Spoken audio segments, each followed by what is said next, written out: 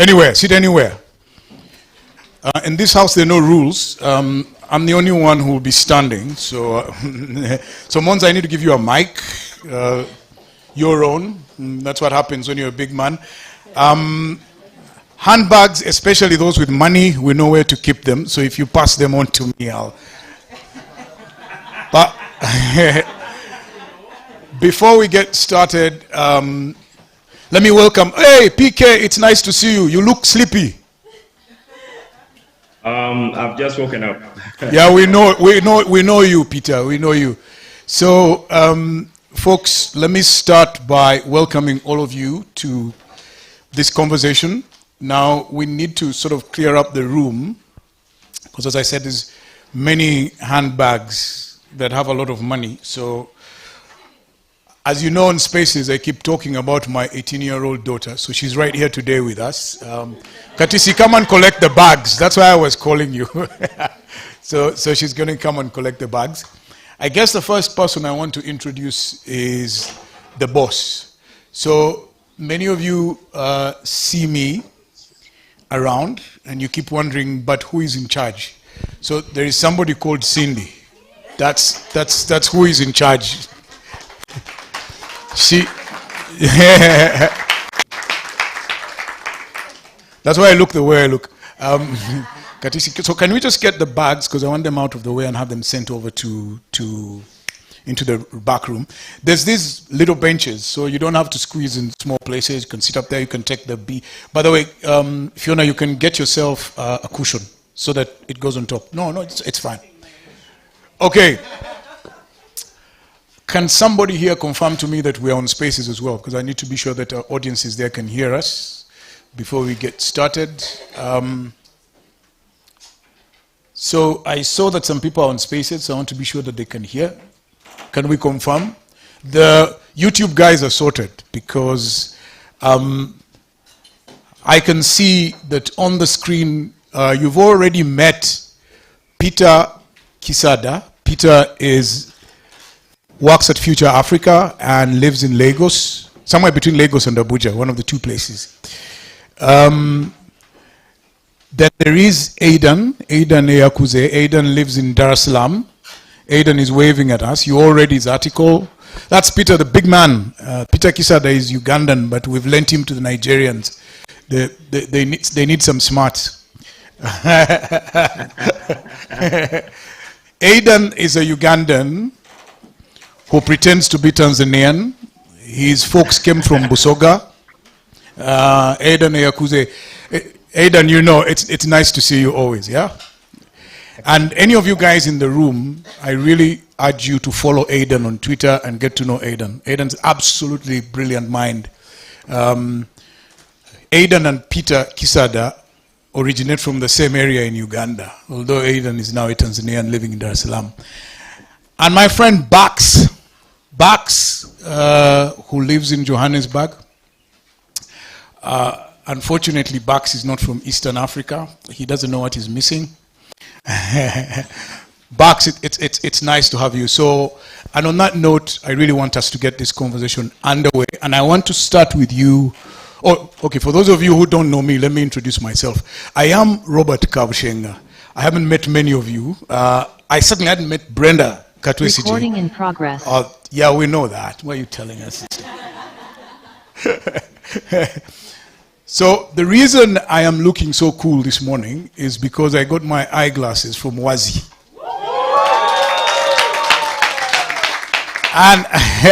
And here's why. They've figured out the African nose perfectly well. So this is, yeah. I mean, some of us are really gifted in the nose department. And allow me to introduce to all of you Monza Ali. Monza Ali is the Chief Technology and Information, Monza, help me, CTIO. CTIO of MTN Uganda. And MTN Uganda has generously supported us for our engagement today. They want to further this conversation. And it's because of them, and I told you, it's because of them that we have won. So they've enhanced our data capacity here today. That's why the CTIO is here. So, so here's the little secret. All those movies you've been trying to download and you're worrying about your MBs, of time to do it now. While it's free, so start downloading. So Monza, we're truly grateful for the enhanced capacity. But that's also made it possible for us to reach everybody on Spaces and to be able to get you the video on YouTube, because it's being live streamed now. So I'm warning all my guys here, you're on camera, please don't pick your nose. Ted, are you? I have to have one on you. Okay, so on that note, let's get the conversation started. Everybody will, should we do intros so that people know who is in the room, maybe before we get started? So I've introduced the keynoters. I've got the brainstormers. Where's my techie guy who knows how to handle the mic? I have no idea how to handle mics. My life became simpler. I think it's just on and off. John Mark, you tried. By the way, John Mark, when I hand over this gig, it will be to you. Because so Moses, you start if the mic is on here. My name is Moses. I work with, I'm a banker with Standard Chartered. Hi guys, I'm called Soma Fauzia. I'm the PRO for Huawei Technologies in Uganda. Hi guys, my name is Chris Kacho Kaganda. I work with Asset Business Solutions as an asset manager. We develop solutions for the African society. What Chris hasn't told you, we grew up in the same neighborhood. I'm much older. But and I almost failed to get confirmation because of him. He didn't finish the confirmation classes. Yeah, exactly. All right. Hi, my name is Noah. I work at Savannah, which is a group of companies that is involved with emerging technologies. That's the cryptocurrency man in Uganda. He's just being modest. Noah B7, as we call him. Is there anything on digital currencies? Go on. Hi, my name is Solomon King, and I'm the founder of Fundibots, and we are accelerating science learning in Africa. Solomon, you didn't pronounce your name correctly. It's Solomon King. Hi, my name is Raymond Mijini. I'm a farming intern, but I work for current affairs at the Nation Media Group. Wow. There's very few ladies here, so I'll stand up. I am Maximan Cimenta from Livara, and I'm a woman amongst so many men. And there's a lot of information from us as well. Thank you. There are more women in this room than men, actually. That's not... Oh, yes. We can count. Yeah. No. We're the minority now. So. Hello, everyone. I am Solea Munyana. I happen to be Mr. Kabushenga's co-host on 360 Mentor. It's lovely to meet each and every one of you. And I am a film producer and director. And she went to school in Jack and Jack. Excuse me, sir. Excuse me. Hi, everyone. I'm Atamba Lakeli. I run fitness and health, nutrition, how do I say it, programs, yes. And yeah, I'm happy to be here. She's going to make you do planks at the end of this. Hi, everyone. I'm Davis Musinguzi, and I'm the CEO of Rocket Health. Rocket Health is a telemedicine and last mile healthcare business. So if any of you is feeling sick, dial 280. Hi everyone, my name is Elizabeth Mutesi. I work for S-Vista Uganda, who provides solutions for floors and waterproofing for your homes, your factories, your schools, whatever. And my water dam.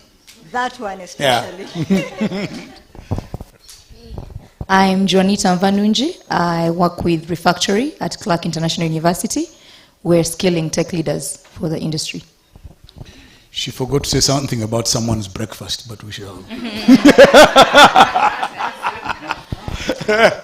Hello, my name is Shamem Kemetovu. I am a culture design consultant, and I'm the founder of Discover. We design organizational culture. Hi, my name is Sheila Najisa Kirenga. I'm the Digital Communications Manager at MTN Uganda. She's the one who sorted out our deal. That's Sheila. Good morning. My name is Albert Mchungu. We know you. Yeah, COO at TBWA Uganda.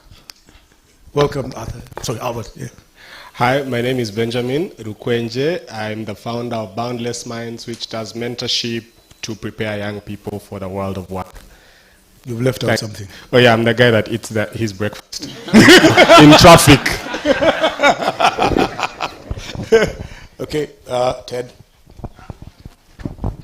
Hi, I'm Teddy Rouge, troublemaker known as TMS Rouge online. So I will be providing the harsh commentary today. Hello, my name is Ojok Okello, and I am building the first sustainable rural city in Africa. Thank you. Okere City, and we're going there. That's our next stop. We're going there. Yeah. Hi, my name is Anthony Natif. I'm the founder and managing director of Guardian Health. We are the largest retail pharmacy chain in Uganda, and we like to refer to ourselves as your neighborhood pharmacists.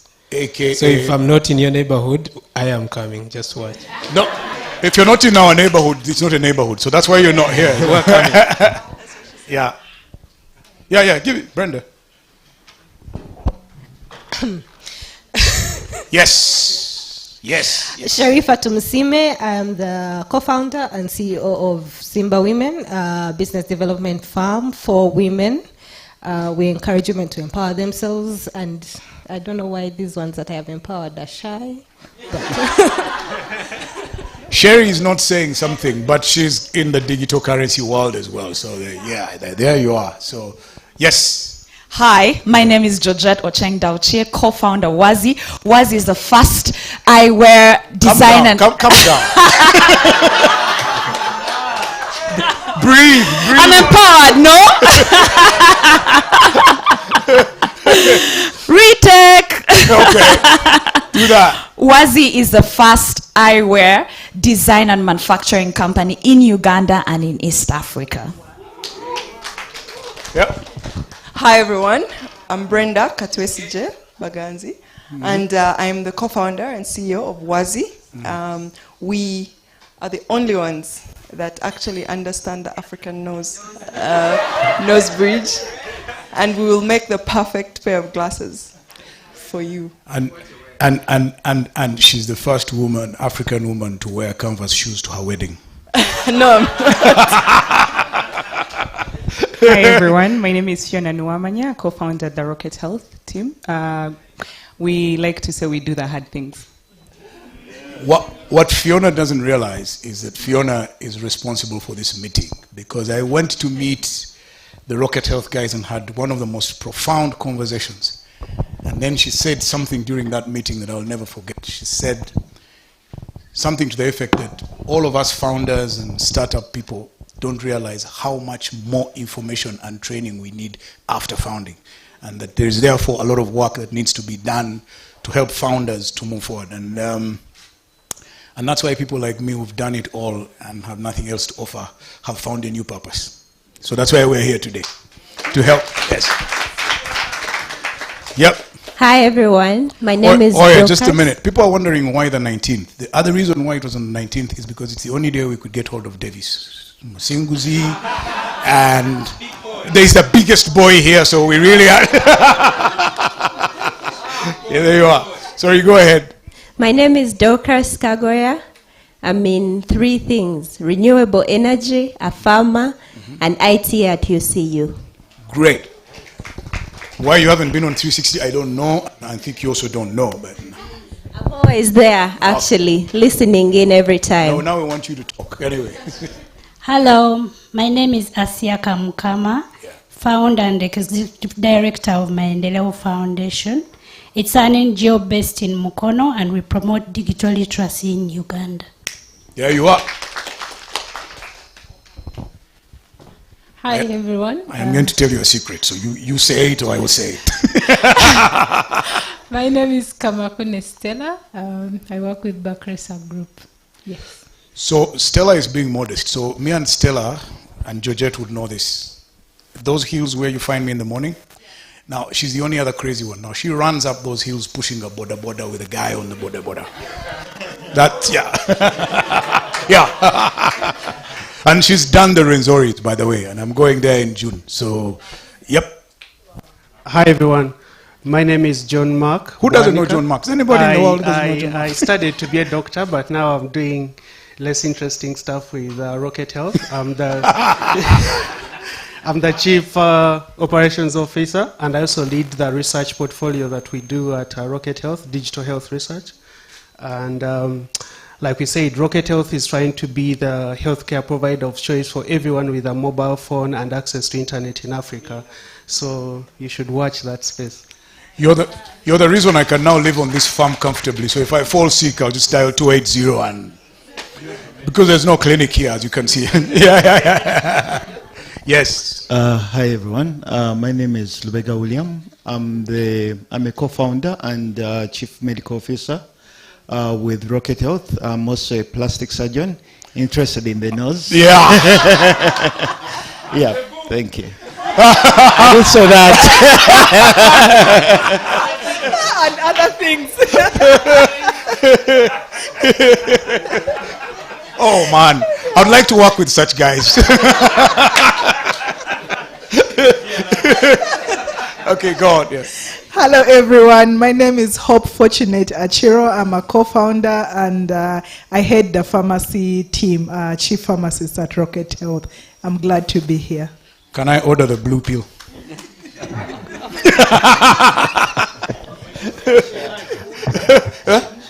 She had me. I know. That's why she ignored me.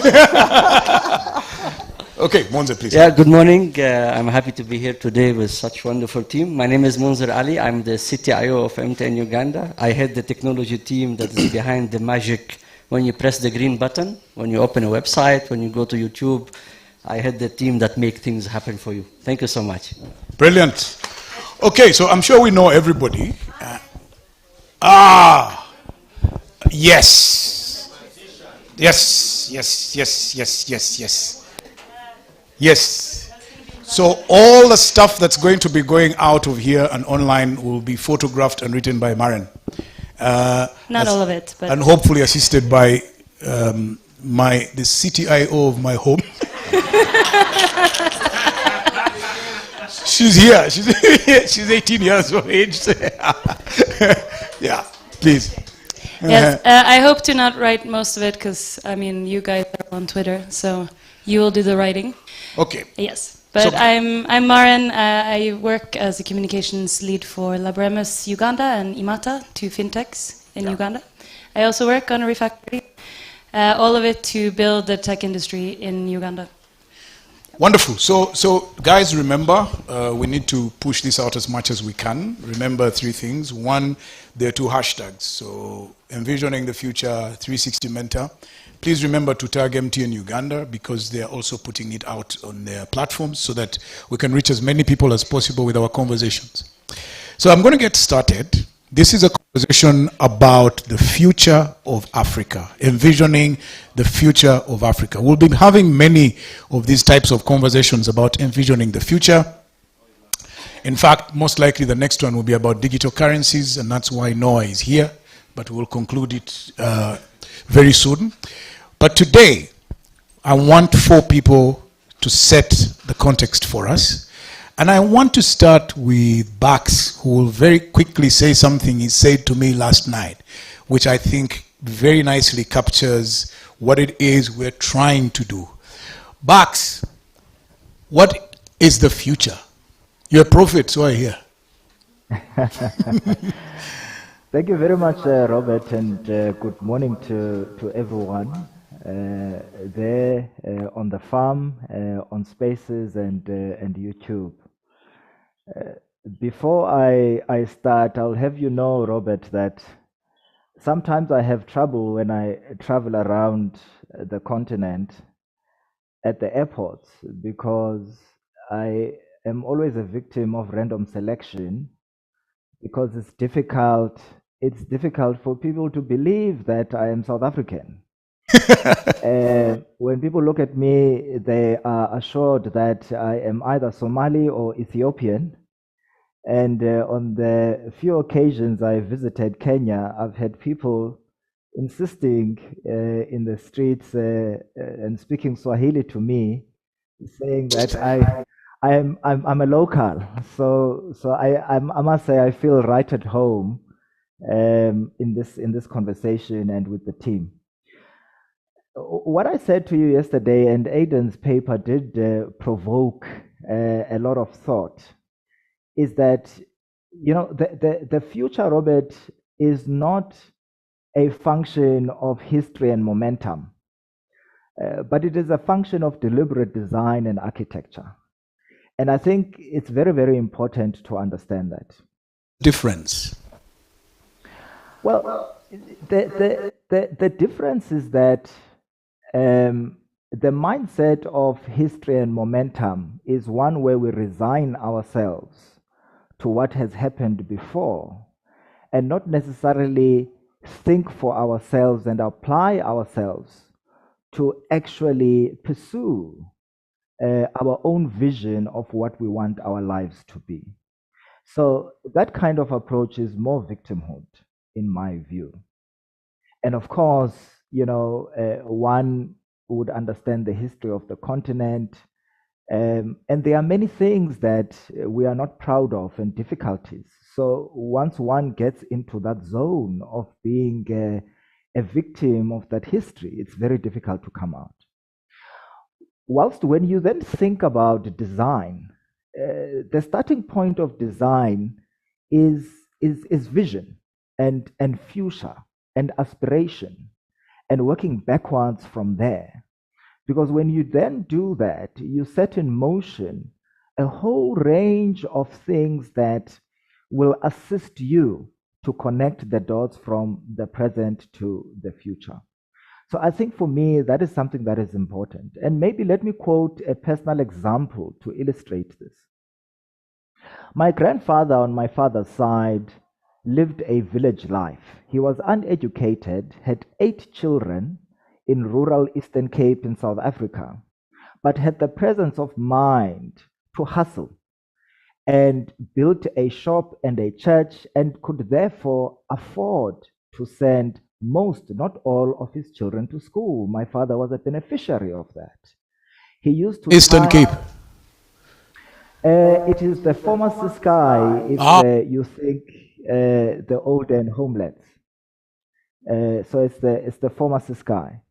Now, he used to tie 2 oxen to go to the train station, to go to Hilltown College, and then eventually went to the University of Fort Hare.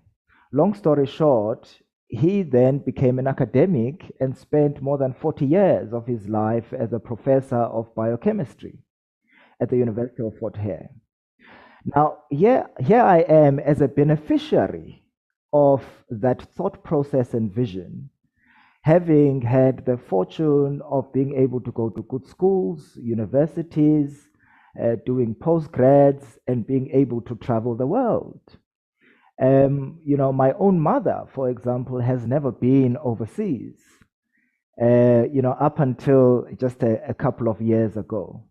Now, if you look at my general outlook of life in itself, and I look at my own children, I've got 3 children with my lovely wife.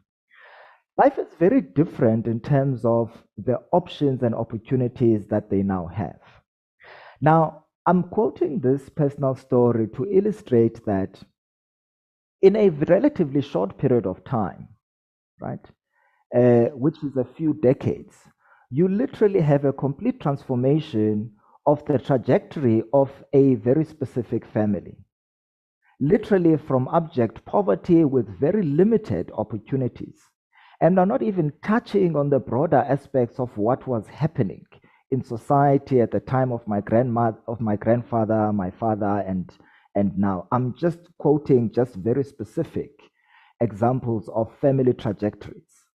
So I think for me, it's quite important for us as a matter of principle to ensure that our general outlook starts with the kind of vision that we have. Yes, history is important for us to be able to learn some valuable lessons, but it does not necessarily define where we ought to land up. Maybe I'll leave it there for now. Okay. Sorry, I was being distracted by this hiker. Vikings are very difficult people. Yeah. So, Aidan, but by the way, what Bax didn't tell you, just to show you the privilege that he's talking about his grandfather during apartheid South Africa and in a homeland. And if you don't know, many of you may be too young to understand what apartheid was, but it meant that black people were specifically prohibited from obtaining any form of opportunity. But the net result of a visionary like his grandfather is that Bax is a graduate of Gibbs and Harvard. So you can see that you can move in one generation from, if you are deliberate. So Bax, I just want to ask you a quick question. Are you therefore saying that we can deliberately shape our future by envisioning things like the way we're doing today? Well, what I'm saying, Robert, is that we have to. It's a must for us. We have to shape and be deliberate about shaping that future. I think it's vitally important for future generations of Africans. Aidan, are you there? Yes, I am. What are we looking like 20, 30 years from now? Look, first of all, you have very thick glasses anyway, so you're able to see. I like yours, Robert. So Aidan, tell us, Africa. I'm intrigued and slightly provoked by Bax. Bax, how do you pronounce your name? Bakolile. I went correct. Yes, Bakolile. I like that name. I want to slightly differ with you that yes, there is an imperative to shape our future, but that doesn't mean that we will succeed in doing so. And part of the... I've been surprised if you hadn't brought in your usual pessimism. But anyways, it's not pessimism. I don't think it's pessimism. I think it's a liberating form of realism to understand that sometimes the future is also an unknown ocean out there. There are forces, some of our own making and some of not of our own making, that determine what that future outcome actually is, what the outturn is of the decisions that we make. They operate within a context. And so I think in what I shared with you, there are a couple of things that maybe I just want to highlight, and then TMS Ruge can just smash us in his commentary. I think number one is... Notorious TMS. He is, I follow him.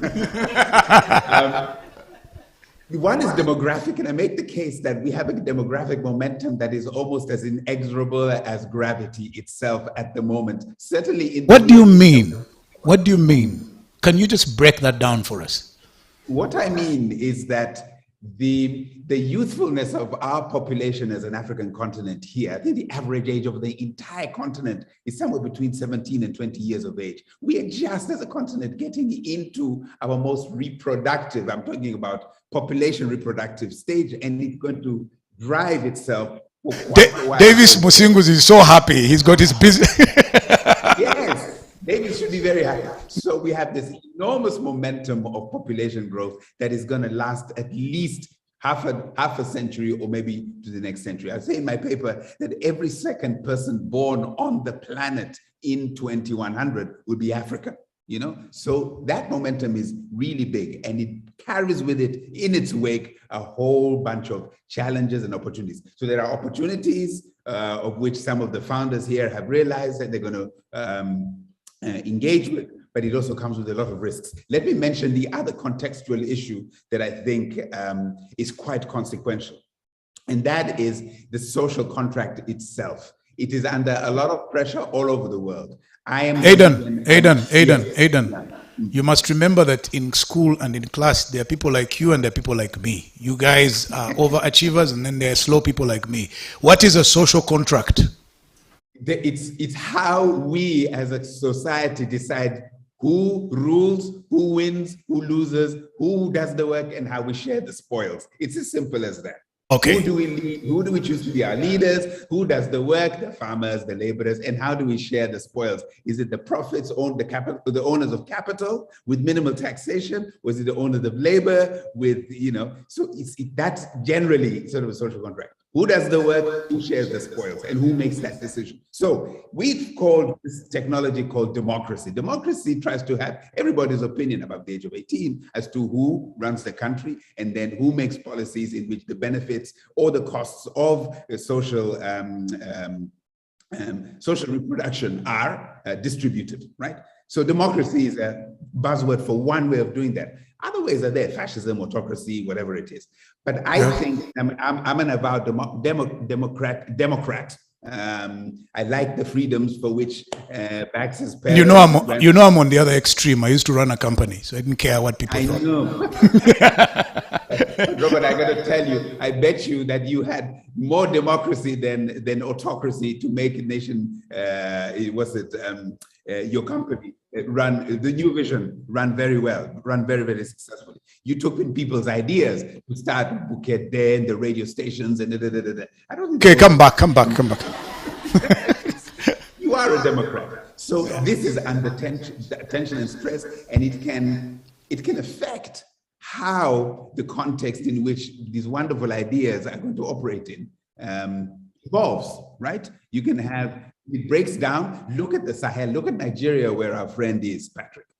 Nigeria, I was there about 20 years ago when Boko Haram was a joke. Literally, it was a joke. People were making fun of these people who didn't know how to read, and they were bombing schools because they didn't want to go to school. And now look at the incredible swathe of insurgency that are happening from Niger, Mali, Burkina Faso, and other places. So that kind of tension comes in the wake of a large population growth, this great momentum in which the social contract is self under contestation.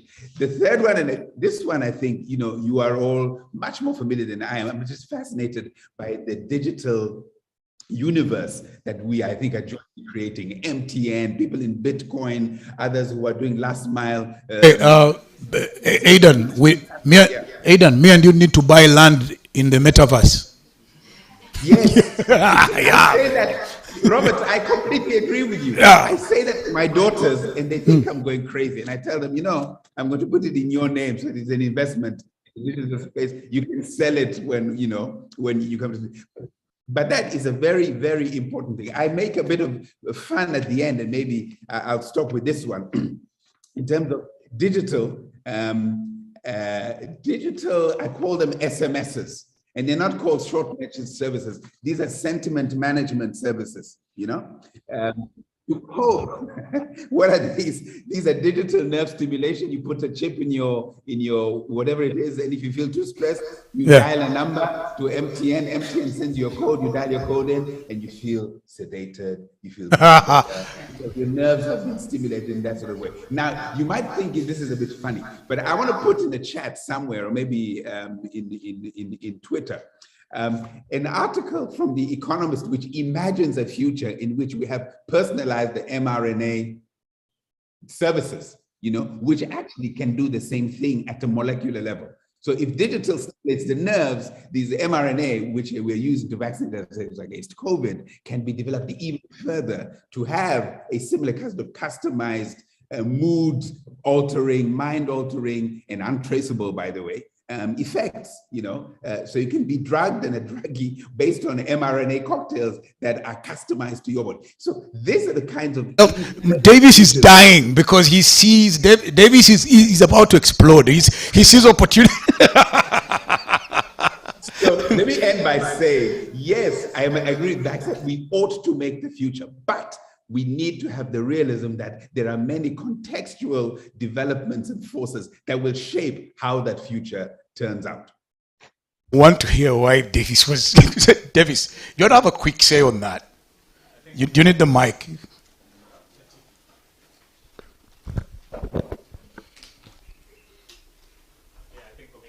You need to turn. Yeah.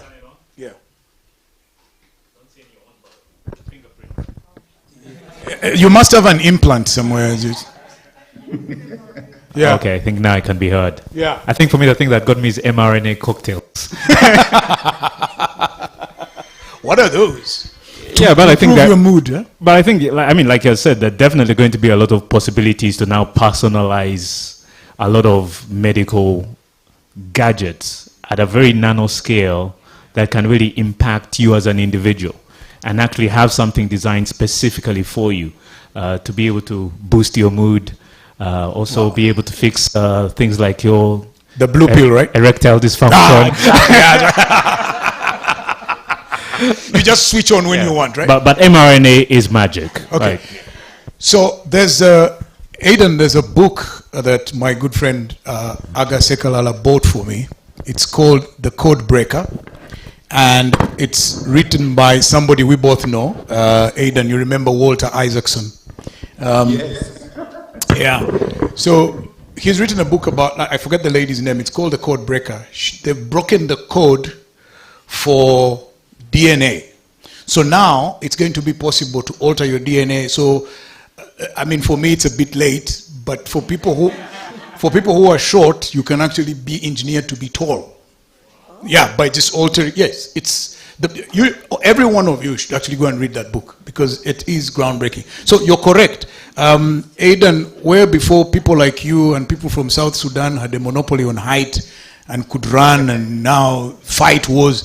So now even us, Bachiga, have hope.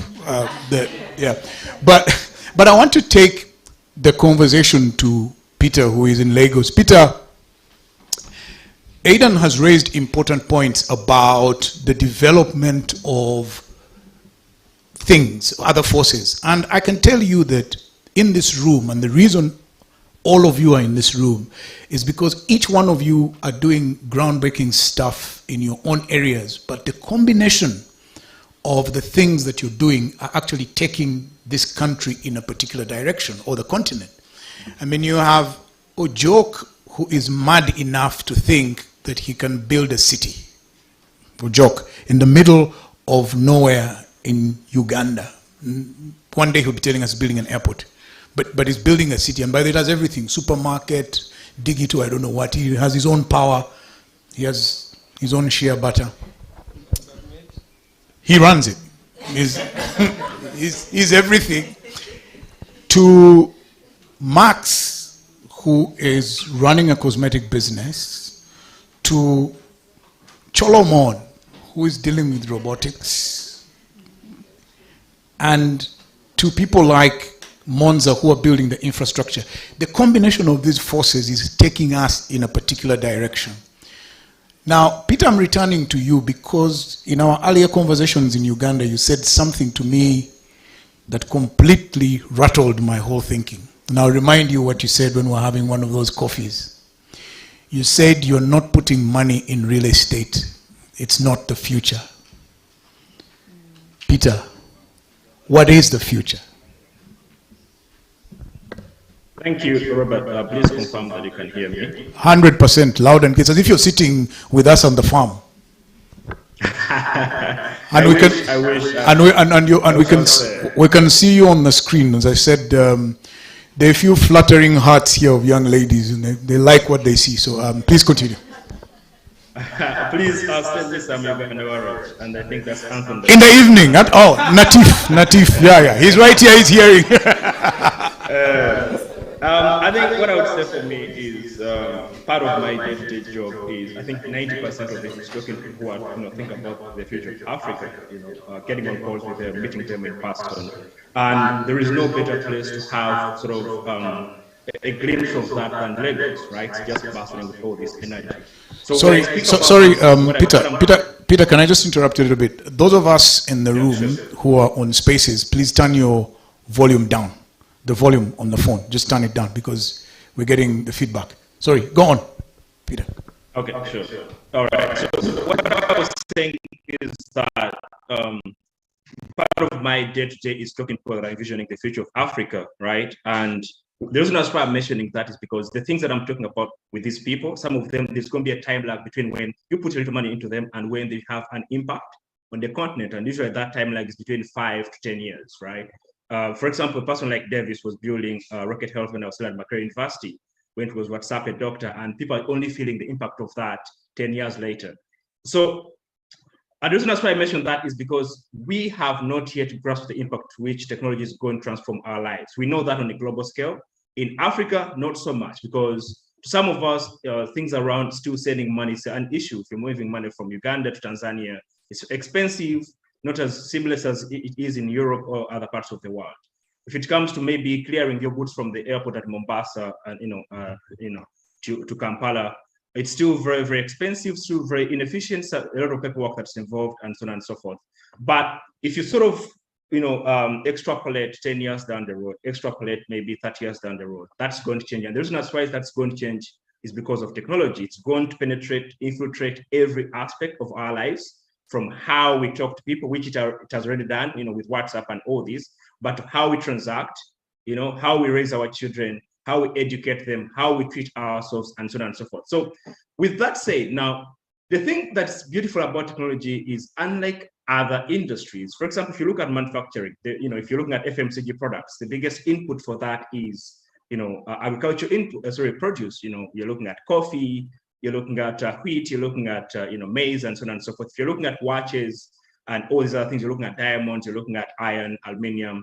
If you're looking at cars, you're looking at battery technologies and battery natural resources. And if you're looking at petroleum products, you're looking at crude oil. Technology, the only input is actually human resources. That's actually the biggest input for technology. And if you looked at a technology company's expense sheet, you're looking at between 40 to 60% of their expenses going to talent.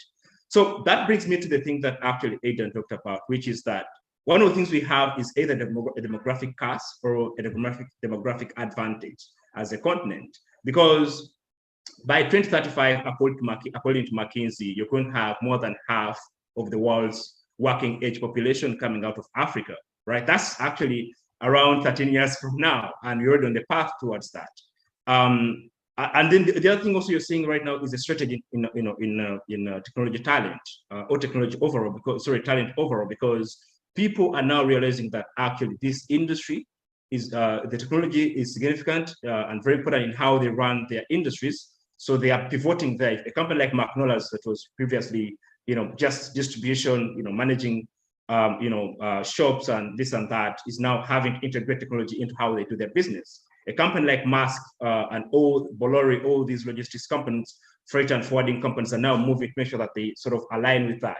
So in a sense, even when they were cutting staff during the COVID crisis, they were hiring technology staff. The figures were going up. So as a continent, that's where I think I want us to focus as part of the future. Because if you look at real estate, it's good, but it's a product of something else. It's not in itself a determining factor. So the only determining factor that we have is the individual, the talent. And I think that's our future. That's what we can control. That's what we can own. If you look at a country, for example, Ukraine, that's at war right now. Ukraine has 200,000 software engineers and people that are working in technology. All of these have laid down their tools, and it's having an impact on the global economy, because all the products that you use, part of them were built by these people. Most Israeli companies, because Israel is it's like less than the population of Rwanda, and they've built companies that I think, exactly, right? And they've built companies that I think Israeli companies, Israel has the fourth most number of companies on the NASDAQ, which is an exchange that's dominated by technology companies globally, right? And these guys don't have the staff. And I'm saying that because I had a very, very interesting conversation last weekend with the Israeli ambassador when you mentioned that I was in Abuja. That was one of the conversations that we had. Because we are seeing a lot of opportunities for them. They're looking for talent. The people in Ukraine have laid down the tools, which is one of the areas that they've been going to, looking for this talent. And in Africa, we have people, because we have just under a million software engineers in Africa. For a continent that contributes, that has 17% of the global population, right? So there's this mismatch that we need to close. The other thing that maybe I can point out also is that we are just contributing 3% to the global GDP. So there is a gap that we need to close. And now just imagine how much wealth is going to be created by closing that gap. Imagine if 17%, if Africa moved from 3% to only 17%, which actually is actually going to go up as we continue to produce, like Aiden said. So we just need to close that gap. And all of a sudden, you move from being a $3 trillion economy to maybe $20 trillion. So if that happens, then all of a sudden you're having this trickle down to all other sectors. Healthcare improves, education improves, real estate improves, and so on and so forth. So when I mentioned that the way forward, which I think part of our thesis as an investor is around talent. How do you make sure that talent is, educated properly, upskilled? We have new modes of learning that actually suit our needs, but at the same time, we start companies that, because the short-term fix could be, let's, tap into remote work, which is we are stealing jobs from other parts of the world. So we have people that can take up those jobs. But the long-term fix is how do we build companies? How do we have the talent that can build companies that are going to employ the remaining, part of the continent? So that for me is what I think. On that, because you know what's happening. You've said what we need to do, but you know what's happening to head in that direction. And for instance, I think it's Mr. E who you work with and for. Zanu said Uganda has incredible talent. Haven't we seen a growth in these resources? And what are people doing to skill up and scale up this talent? Do you know what's happening on the continent that can be tapped into? Of course I do. I mean, you have someone from Refactoring. Yes, she's here. She's here. But the thing is this: whatever is being done is this very, it's like sort of a demonstration project. Not transform the continent. So we need to do things that bring along all stakeholders. So imagine, for example, if because right now I was surprised that one of my cousins couldn't get into Makerere University Software Engineering because she didn't do physics at A level, which is ridiculous because a company like Andela was bringing in people who didn't even do university, people that are stopped at at Essex to do, train them as software engineers. Peter, so we need to remodel. Peter, yes. The government of Uganda says they first want to write a policy about technology before they can allow students with phones in class. Exactly. So there are things we can do right now that are both, of course, government and others are private. But I'm going to, I think, focus on what is within our means as a private sector. Yeah. Right. So there are layers to approaching talent. So the first layer, of course, is upskilling. So you find people that are working somewhere else, they're brilliant, and sort of remodel them into what you want them to be. Right. So that's the easiest layer. We can do that today. Andela has done that. Refactory is doing that. Our school Africa is doing that, and so many other players. Right. So we can do that right now. But what I'm looking at also is the long-term fix, because you're not going, because the reason that's why you're seeing Eastern Europe, for example, producing some of the best talent, because we have the same population as, and I'm talking about us, I'm talking about Uganda. We have the same population as Ukraine. Ukraine is, I think, around, it should be around 8 to 10 times our GDP as a country. So these people, the reason that's why they're able to produce these talents because they have a certain way they approach, training and upskilling of talent, which starts from how they approach the fundamentals around mathematics and so on and so forth.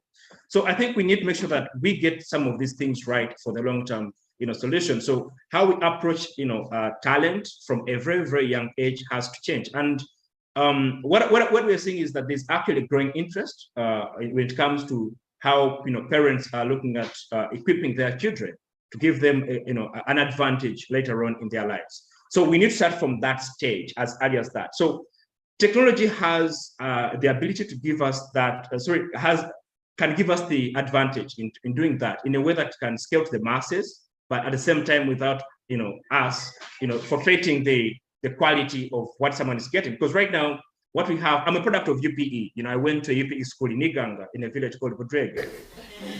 I am one. And I can tell you this, which is a sad fact, because in my P7, I was the best in my school, but I got 13 aggregates, which wasn't even a first class, right? And from my school, I'm the only person that went up to A level and, of course, up to university. You understand? So we have... You must be the only one in Lagos now. Of course. Most of my old boys and girls in the villages, whenever I go back, we have conversations, but you don't even know where to start from, in terms of supporting them. So we have a mechanism of delivering, education to the masses, but it's broken. And it's not just broken in Uganda, it's broken across the continent. So what I'm thinking about is how can we leverage technology to do that? I don't have all the answers, but what I can guarantee you is that's where we need to start fixing. If we can fix that, then all of a sudden, eventually we are going to have, talent that everyone across the world is looking for. The reason that's why you see companies like Microsoft, Facebook, Google, and all these investing in Africa. I don't think they're doing that as out of charity. No, they see something here, and we also need to start seeing that. And rather than actually letting them take the lead, we should be taking the lead and sort of dictating where they should be focusing their attention. We should know our problems, and we should be able to, tell them where our problems are, and they should come in and support on that front. Thank you, Peter. We, the men, we like to think we're the bosses, so we spend a lot of time talking, and then the women actually take charge by doing things. So, a quick story from the coffee industry. Many years ago, the coffee sector collapsed, and the men abandoned coffee, and their wives stayed at home and looked after it. Then things changed and prices went up. By the time the men came back, the women had sold all the coffee and had made money. You can ask anyone in Masaka, they'll tell you that story. Brenda and Wazi, I think for me that anybody who can reimagine the nose,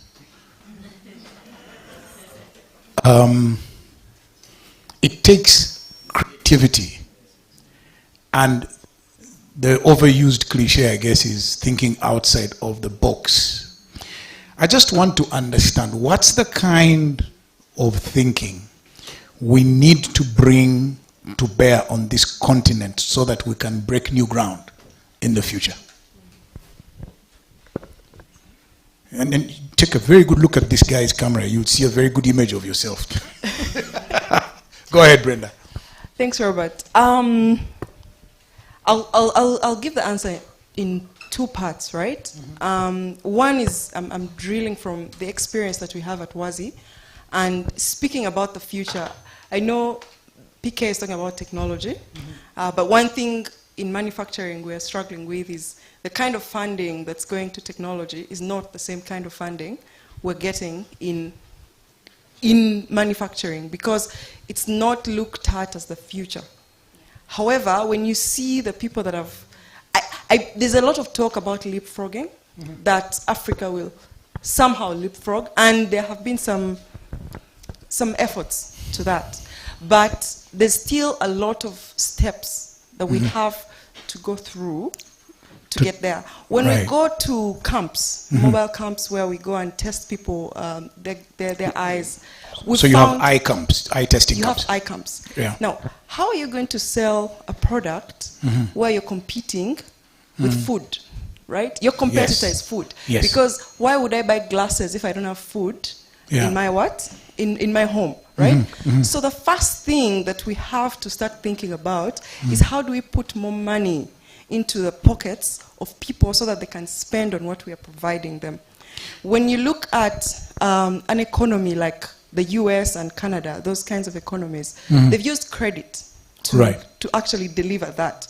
So they know that as long as there's credit in the system, people will be able to spend, right? And then it just keeps going and going and going. That's why credits go. But when you see what the Europeans have done, it's more around actually improving the output per person, right? So everything that we are thinking about, and how for us we are thinking about it at Wazi, is we need to think about what else can we do to help people be able to afford what we can provide, especially in this continent. Because we can produce as much as we want, but people need to be able to pay for it. Fiona, you're nodding. And you're the money woman in all of this. You have an MBA. Don't look at me like I am. How can we solve the money problem for this continent? I'm now making you central bank governor for the whole continent, based in Addis Ababa. Oh, Robert, I don't have the answers. And I think why we are here today really is not to say that we have the answers, but to give people a place to start to think from. Exactly. You know? And for me, when I look at issues to do with money or capital, or take an example of retail banking. So retail banking, as we know it now, is dead. The only reason you still use your bank is because your salary goes there. But, and I'm not saying this because he's here or because MTN sponsored this event. If you look at the MTN financials for 2021, they had 900 billion in mobile money accounts. That's 75% of their cash balance is from banking. Banking on the mobile phone. Right. What does that mean for banks? The check is dead, the drafts are dead. Like disclosure, I am a director in a bank. Full disclosure. Sorry to interrupt. I'm a director in a bank. Aidan, I am a director. You don't believe me? I am a director in KCB Bank. Maybe I don't look like much. KCB is fine. They are Sorry. Go. By the way, the guys online, feel free to budge in when you want to. Sorry, go on, Fiona. Finish. I do want to throw in something to. Okay. Yeah. Right. So people no longer use checks practically, bank drafts, banking slips. Even when you go to the bank, you literally don't use them anymore. And if banks or if people, we are not thinking outside the box of what's next, I think what is going to hit us will be like very, very, very. It's like we see it coming, but we don't see it, or we don't do anything about it. And so when she's talking about credit for people to be able to afford, like services, or so that people can have more spending power, those are some of the things that in Africa really we need to look deeply into, and not just keep looking and writing all these papers that Bank of Uganda writes and things like that. Like, we need to move. We need to take steps towards something different. Aidan. Robert, can I say something? Yeah. Okay. I think to me, what Brenda said, we are in alignment, which is there's something called buy now, pay later. I think most of us have been, victims of their, marketing from various fronts, right? Everyone is trying to integrate that into their product offering. But there's something we keep on saying, which is that there are two things. There's helping someone get something because their income is delayed or spread out, and then there's offering someone something and they have no income. So we prefer modes that approach something like that. But then also, even better, we prefer modes that actually help people increase their income. So I think that on that front, Brenda, we aligned. But then beyond just that, we talk about manufacturing. One of our favorite companies is in Nigeria. It's called Relief, and what they do is, because palm oil is very, very big here as an industry. And what you had before was that farmers were growing this independently, and I think it's the same case across East Africa for various cash crops. Because of that, the quality is always inconsistent, and then there's also post-harvest losses.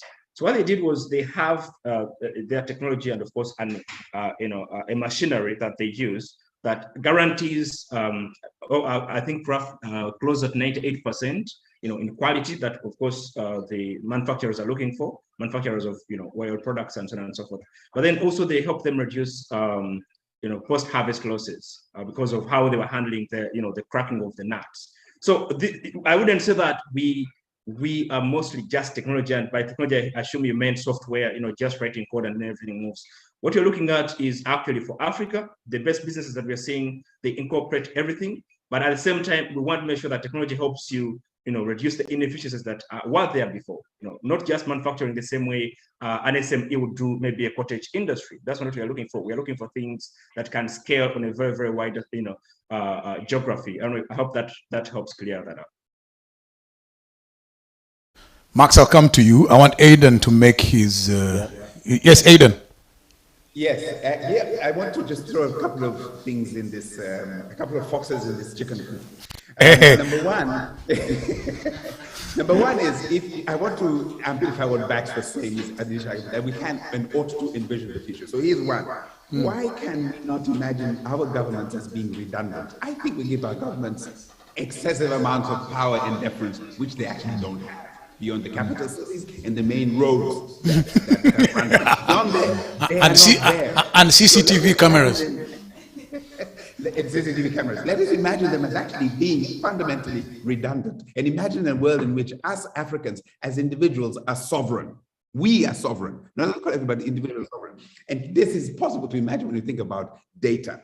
What if we were to really imagine, how do I as Aiden personally own my data and my data stream, so that I can transfer it, I can carry it with me from whatever platform to platform to platform, and I can rent it. I can rent it to Google. I say, you can borrow my data so that you can sell advertising, you can understand some profiling, but I want it back, or you will pay me a fee. I think when you mention that kind of thing, it makes those guys terrified. The platforms will be terrified of the idea that we as individuals own our own data, but that is an asset. Back to the point that you're making, why don't we buy land in the metaverse? We have a tremendous amount of digital assets, but we're not imagining it in that sort of way. Think about the war that is going on quietly on the continent between Visa and MasterCard. Visa sponsors all of the visible football, et cetera, et cetera. MasterCard is coming with a foundation, and they're funding all kinds of education and education institutions. Why? Because they want to build a MasterCard generation in a future generation. When I go to pay for my fuel here and I pay by mobile money, they have data. Do you know they sell me insurance for 7 days? Health insurance, a tiny amount for 7 days for free. But they're picking up my data. They say, this guy is a potential premium payer over the long run. They've got a car, they buy fuel regularly. We need to keep track of Aiden Yakuza over the long run. Imagine if I own all that data. I can rent it to another gas station, another insurance company, et cetera, et cetera. So my appeal to all of those brilliant people, Peter and others in the room, is, can we imagine what infrastructure, what legal and commercial infrastructure would allow us as individuals to actually own our data and our future data stream? Yeah. You will never see a government office as a boss. Now, guys, I want you to let me do this. So first of all, Max, I want you to get ready, because I will want you to talk about putting money in the pockets of people. And I know you do that. Ojok is out, but I wanted him because I know they're doing work. Even you, Ted, I know you're doing work. So Ojok is putting money in the pockets of folks in Otuke. So I want you to say something how we can achieve that, because you have an interesting model. But I want to turn to Monza, because all of the things, Bax, I'll come back to you, don't worry. You're 1 hour behind us in Joburg, so it's fine. So, Monza, you've had all of these things. Fiona has outed you. She said 75% of what's in your pocket is no longer what I say on the phone. You've become basically a bank. So, but what do you see? Because you, across the continent, you have this infrastructure. What can we expect? Yeah, thank you, Robert. But just a few comments on what Bax said, Adam and Peter. I think Bax has illustrated very well the vision. We need to start from where we are now. Adam spoke about the population, the youth populations, the talent that we see in Africa. And Peter spoke also as well about the technology advancement and the technology transformation. Just one word from my side. For Africa to progress, it's a collective effort, putting all the forces together from a different domain for us to take Africa to the next level. Let me share a small experience with you. I spent half of my life in Africa. I came to Africa in 2003, beginning of 2003. If I sit now and I look back 20 years, Africa has really transformed. Really, really transformed. From the first time I landed in Bujumbura, I remember in 2001 or 2001. In 2003. 2001. No, I'm saying in 2003. MTN only allowed us 150 characters of an SMS text. Absolutely. And Ugandans invented something called beeping. Yeah. So from where I sit as a technology person, for sure technology play a very key role in the future of Africa. The digital, let me say digital transformation. Yes, many of us has heard about digital transformation as a buzzword. We talk, you hear it a lot, but really, and I can give you an example of a particular use case we deployed in Uganda, and we have an evidence that how digital transformation improved people's life, has impacted the growth of the economy. So digital transformation, it's a key for the growth of the African continent. And digital transformation alone cannot happen without the talents that we have in Africa. Yeah. I have a dear friend in Nigeria called Adebayo, or Bayo, I don't know if Peter know him. He's one of the data scientist guru, let me put it that way, that they're exporting data scientists to all the country in the world. Me coming from Canada, I know there's a many fellow Nigerian in Canada. They are expert in data scientists. There are people in NASA that are coming from Africa to work in NASA for data scientists. Why I'm emphasizing on data scientists? Yeah. We as a telco provider, coming from my domain, I have a set of data, or we as a telco, we have a data that no one has. I know at what time Fiona wake up. I know what Fiona does when she wake up. I know where Fiona stop every day. This is really dangerous. I know what Fiona sleep. No, but for No, sure, I'm joking. all under a proper data privacy and security control. Absolutely. So all what I'm saying, we have a set of data that no one has. Okay, yes, we know your name, your KYC, your name. We know those basic details, but we know what do you do. Sometimes and if you apply your imagination on that data set that we have, we can build thousands of attributes about every single customer, and we can do magic with the data that we have. Example, I'm not talking theory, I'm not Shakespearean here. I'll give you an example. In the mobile money ecosystem, I will not talk numbers, the results are out, you mentioned the number. Mobile money. 3 or 4 years ago, we discovered that our mobile money agent footprint, the agent that are on the street, that they sell, the kiosk under the umbrella, they have a liquidity problem. Yes. They don't have enough capital to operate. If they don't have enough capital to operate, they will not be able to put food on their table at night for their children. Yeah. The commission will be little. We as an MTN, we have financial muscles.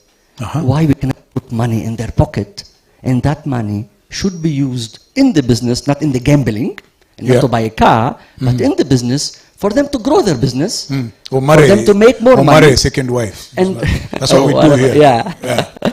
And for sure, once they will grow their business, my business will grow. It's a reality at the end of the day. It's a win-win situation. What we did, we took those 200,000 agents, we understood their behavior very, very well. We went into different, the attribute, thousands of attributes. Because Robert. Just wait 1 minute. John Mark, please listen carefully to what this guy is saying, because I know what you're trying to build, but listen to what he's saying. I think this is good for you. So look, it's easy to give money away, right? Anyone can give money away. Free of charge, anyone can take money. It's not a brain. But the difficult is for them to pay back. This is the problem. So we build what we call credit scoring, technology terms, to understand every single agent, how much money they need every single day on that particular location. So if the agent is on Monday from 8 to 9 in this location, he needs maybe 200,000 shilling. Based on data scientist, algorithm, AI, ML, technology acronym. I will not bother you with those technology acronyms. Surprisingly enough, we managed to disperse every month more than $20 million to those agents. And we managed to get back $20 million. Wait a minute. Did you say 20 million what? Dollar every month. We to assist the agent with their liquidity and their commission. Why am I doing this job? And their commission. And Robert, this is the point. The objective is to improve their life. And their commission increased by 60%. 60%. What we have done, we gave money, we got the money back, they improved their life, we got also the mobile money ecosystem has grown in reality. So this is the power of data. And this is a solution provided by an African to an Africa problem. And this is really the power of data and the power of having talent who can understand, who can mine. I can give you many use cases. I just give you a small use case about how we improved the people life of our mobile money agents. So Monza, just a moment. What you're saying, and I'm asking this just to create an understanding of what you're proposing, that one of the opportunities that now exists on the African continent is training talent or training people in data science. This is one of the key domains that, Robert, I see. It's really very, very beneficial for the growth of our continents. See, I don't know, maybe Brenda, she spoke about leapfrog. Sorry, I forget who spoke. Yeah. Indeed, the mobile money in Uganda or in our region, in West or the East, it's a leapfrog development. You are somewhere where you have a limited infrastructure. Yeah. You are able to receive money from India, send money to UK, create MasterCard on the go, under the tree somewhere. This is a leapfrog development. And from my experience in Africa, allow me to say, the future is here. Uganda, okay, let me talk about Uganda, because I've been 4 years here. Uganda is the Silicon Valley of mobile money. And that's the reality. So, and we have... You guys don't seem happy, right? So, the lunch is coming.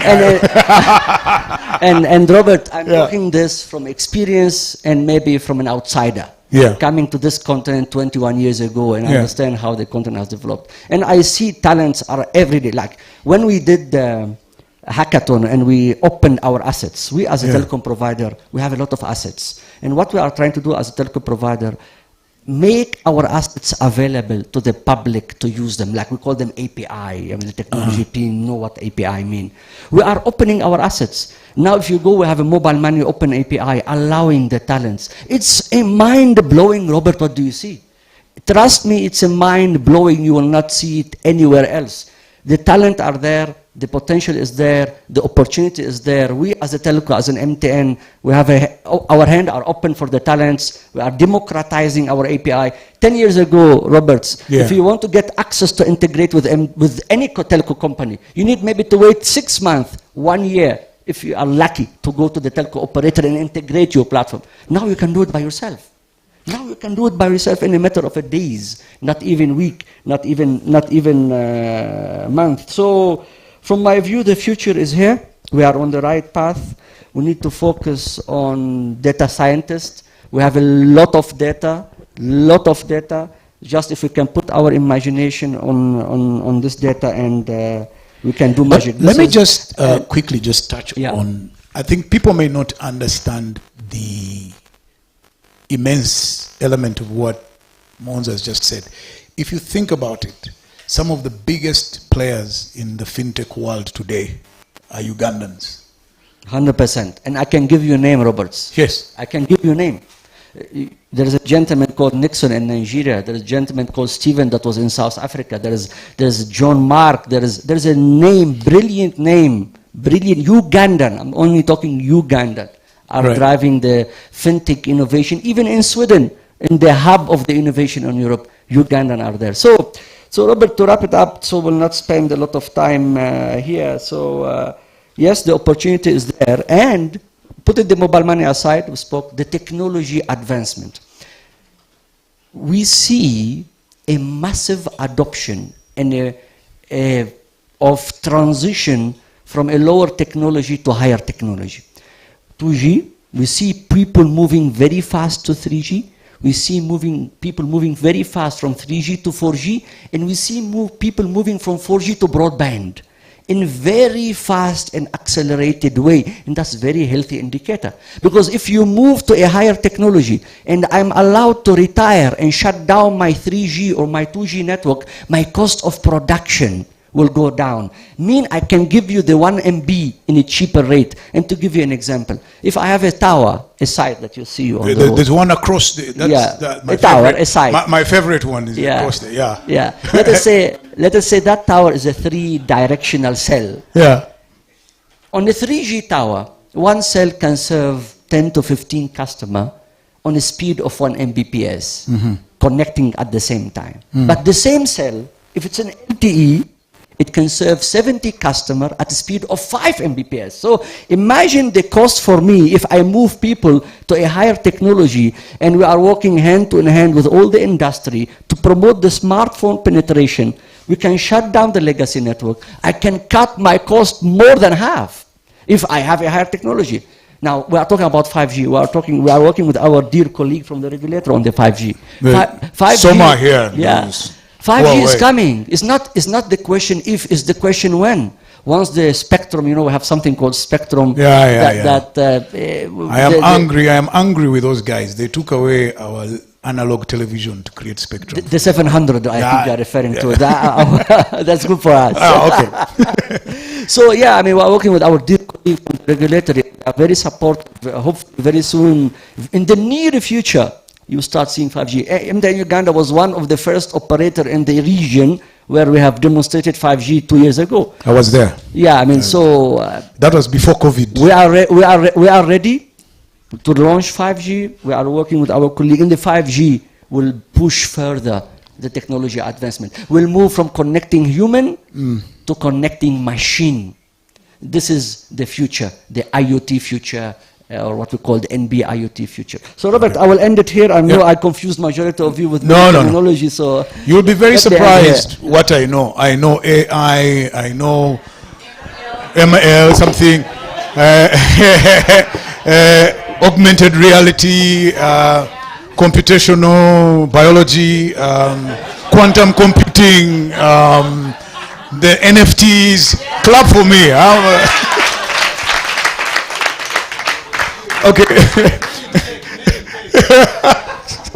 So, and I just want to Sherry, I'm coming. John Mark, I want you to think about this, because you remember in my conversation with you, you were talking about expanding your logistical operation. And I'll come to you on that. By the way, John Mark, don't look at him and think he's a medical doctor anymore. The man is a logistical. There you are. So I would want to hear from you the organizational things we need to put in place to harness all the forces, for instance, that Monza was talking about. So you think, because I want to switch to Max. Where are you? Why are you hiding? Oh, yeah. The problem is you're standing next to Cholomon. Cholomon is quite tall. So Max, you have your say, and then Sherry, we are coming. The good thing, we have the code breakers that are engineering things for us to extend. By the way, there's something. No, Max, it's very unfair for me not to say this about Max, and I think if I don't say it, she will hide. So Max is making hair products for people with my type of hair, Teddy's hair, natural, kinky African hair, whatever it's called. But actually, and I think this is where Africans need to be courageous and brave, Max is a petroleum engineer. Electrical petroleum engineer. Now you talk about yourself. Why were you delaying me? EPE. Anyway, for starters, I took an actual census. We are 21 women here and 25 men. That's 45%. So which is good for no. The 7 men are laborers. So that's minus the laborers. I did not count the rest. Anyway, I'm an electrical engineer. Let me give some little kalango. So I was part of the team that actually developed the first Kira EV. My task on that team was developing What's Kira EV in English? The first hybrid electrical car that we have here in Uganda. My task was developing the DC-DC converter, which we would call the dashboard for many. So that was my contribution towards a phenomenon that has seemingly become big. After that, I joined, the oil and gas industry, worked with Schlumberger in Congo as a petroleum field engineer, got trained further. Then I quit my job to come and start something in Africa for Africans because of an experience that I had while in Congo. That is Livara. But to start my discussion, I have a question for Peter. When you were talking about the fact that you are one among the tens or hundreds of people that came from your village and then went ahead to make it to university, and then now you're traveling, you're in other countries, but then you go back to the village and talk to the same people that you were in class with. In order for us to solve our African problems, which are majorly centered around that same narrative, we need to understand why it is that you managed to get out, to break through of that cycle and literally survive. Take the example, my dad, he's now 75, he used to wear goat skin while he was growing up. it is missionary fathers that literally pulled him from that society, took him to school. He was 14 years old in P1, and then he became a certified accountant. That's late. I know, right? But COVID also helped equalize. So they helped get them out of that narrative, right? And he was one amongst many. So in order for us to overcome the challenge that we face here in Africa, we need to understand the why and then develop solutions that are around that why. Many of us here are talking about data this, data that, technology, which is absolutely interesting and amazing. But 60% of the arable land in the world is in Africa. There are some basics by which we cannot survive. We cannot live without food. We cannot live without raw materials. So manufacturing, food must be broken down and brought down here where we are. I work with share farmers. I was recently on a GIZ-sponsored trip to visit these share farmers in northern Uganda, northwestern Uganda. These guys have, yes, the land is arable, it's a bit dry, but they produce rice, they produce simsim, they produce soy, they produce shea nuts, which is a natural oligopoly. Thank God, it's in Africa. But they are able to produce these oil seeds naturally without irrigation, without adding any extra value. Their problem is when they grow these crops, including maize, when they grow these crops and have them piled up in their little collection zones, they do not have access to market. And these are tons and tons and tons of produce. Yet you find that we are importing 20% of our rice from elsewhere, right? We're importing lots of things, posho, the rest. $200 million worth of rice per year. Imagine. Yet if we collectively took, I like the word collective effort that Monzer mentioned. If we decided to work together as nations, we could easily jump, like leapfrog out of that whole scenario that is a problem that we currently face. Another example, we recently launched in the US. Yes, Amazon, Livara is listed on Amazon. We actually sell and we have a shop. That aside, when we put our products by there... the way, the reason I am cultivating my friendship with Max is that I believe in about 5 or 10 years, Max is going to sell Livara and be fabulously wealthy. Amen. Yes. Anyway, the thing and is... Ted too. Ted, those two. Anyway. Thank you. So the moment we got on there, our first point of contact were our fellow Ugandans, Africans. The thing that challenged me was the fact that not many of our own were willing to give us information on how to penetrate that market. It is a beast, right? So we had to look for information from other people to actually give us the basics on how to get out of the problem that we were facing. So if we Africans, Ugandans, want to collectively get out of this poverty narrative, we must absolutely work together. I like what the MasterCard Foundation is doing. They are tackling very important issues, job creation, but they're going further and tackling them at the basics. They understand that education is literally the first route to getting out of the poverty cycle. So they're working together with companies like, Teddy's and I's and others here to educate the farmers who actually give us the product, the raw material that we need to make the products that then the general masses consume. The issue is the people implementing most of these products are either not readily available for the general masses or they do not provide that information that is needed. But guess what? If you had an idea and you bothered to look out for these people who are heading those organizations and literally stalked them, hounded them on LinkedIn, they would be willing to sit down with you for an hour, usually 7 a.m. I have done this. I have hounded many people. Yeah. So they will be willing to sit down with you and discuss a way in which you can partner together, thereby breaking the barrier from the people who are literally preventing you from leapfrogging. Max, I need permission. Please. Please give me permission. PK is going away, so I wanted to give him a few minutes to conclude, to say his last remarks before he goes for fufu, egusi, yeah. Go. And answer my question, please. Answer her question first.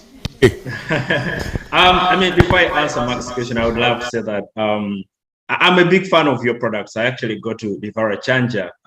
So yeah, I like what you're doing, and I've tried to sell it. But now this is what I would also add to that. There's a friend of mine, she's Sierra Leonean, but she lives in Denmark. So one time she comes to Uganda, loves your products, and she wants to buy them. And guess what? Moving those products from, Kampala to, to Denmark, it's, I think, 3-5 times the cost of the products. So the thing is this, it's not by means that the future that I look at, or we try to look at, is, limited to just technology. In the sense of which I perhaps, when I mentioned talent, in terms of just getting talent into technology, technology is very diverse. It actually, like I mentioned at the beginning, it cuts across every aspect of the economy, whether it's in agriculture, where you're talking about, for example, if you visited Israel and look at what they've done with technology when it comes to agriculture, right?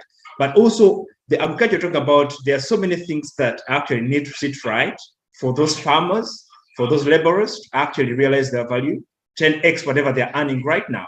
And part of which is connecting them to the global market, or even just connecting them to the, the market in Kampala. So let's look at companies like, I think I would say, Trigger Foods in Kenya, that's trying to make sure that there's some bit of predictability when it comes to inputs for restaurants, hotels, and other, merchants that are handling, food inputs. So it's going to be difficult for these farmers to sell their products at a price that's consistent. Part of which is because their quality, keeps on varying.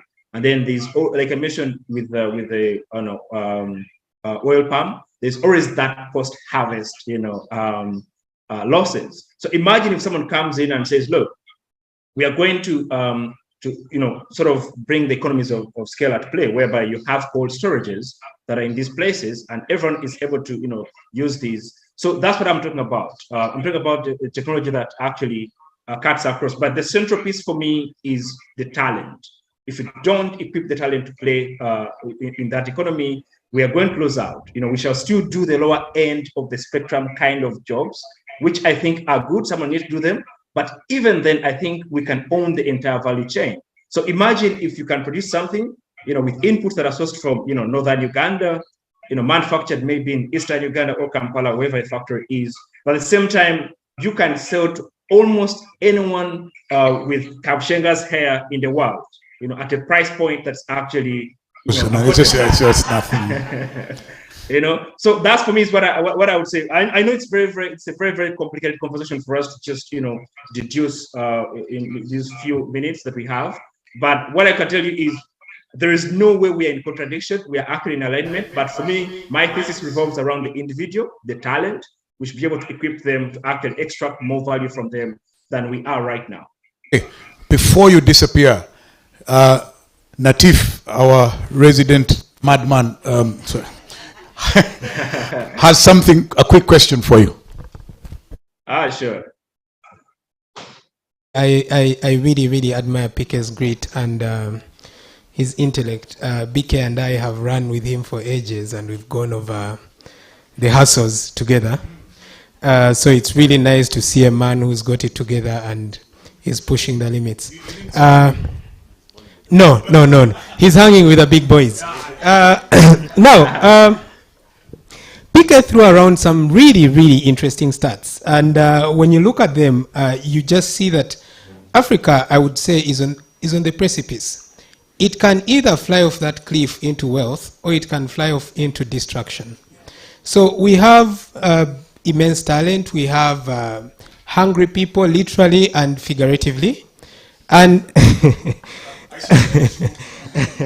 and we are not short of ideas and companies that, can scale. But think about it this way. What's the lifeblood of a company? It's largely financing, okay? So we are in that gold rush period, and this is a PK famous quote. One time, I think on a recent visit, we're having a run in Mienga, and then he says, you know, in a gold rush, who makes the most money? Does anyone want to guess? Yes, the guy who sells the shovels. Okay? Because that guy is backing winners and losers, but they're all going to need the shovels. Okay? So in Africa, who owns the money? So we have more than $2 billion coming into the East African region every year looking for a home. Okay? But I follow this guy, Teddy, in Kamoli. He doesn't follow me back, which is fine. But and then this some other guy.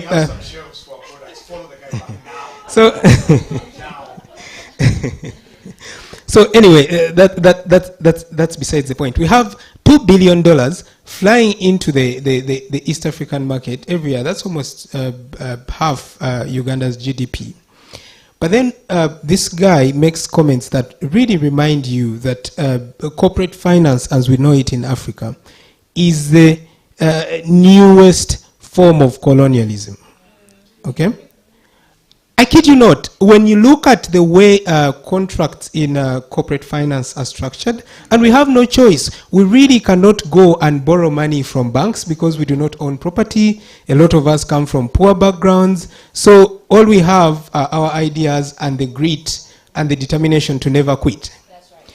So now, yes, it's good to keep talking about, how we can scale, how we can do what. But the reality is you need a combination of hustle, opportunity, money, a brilliant idea. Brilliant idea we are not short of. But then our people do not have the understanding that, you can actually play these colonialists. This is a figure of speech. So look at any fund that brings money into this country. It's usually this white guy carrying briefcases of money, and then they get a few very polished locals, a very nice polished outside image, but inside at the core they are thugs. And then they come in out there, they scour the startup landscape. You'll see them at, say, incubators giving very nice speeches about growth, about opportunities out there, but they are ensnaring you.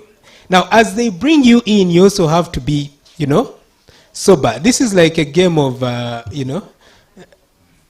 and mouse.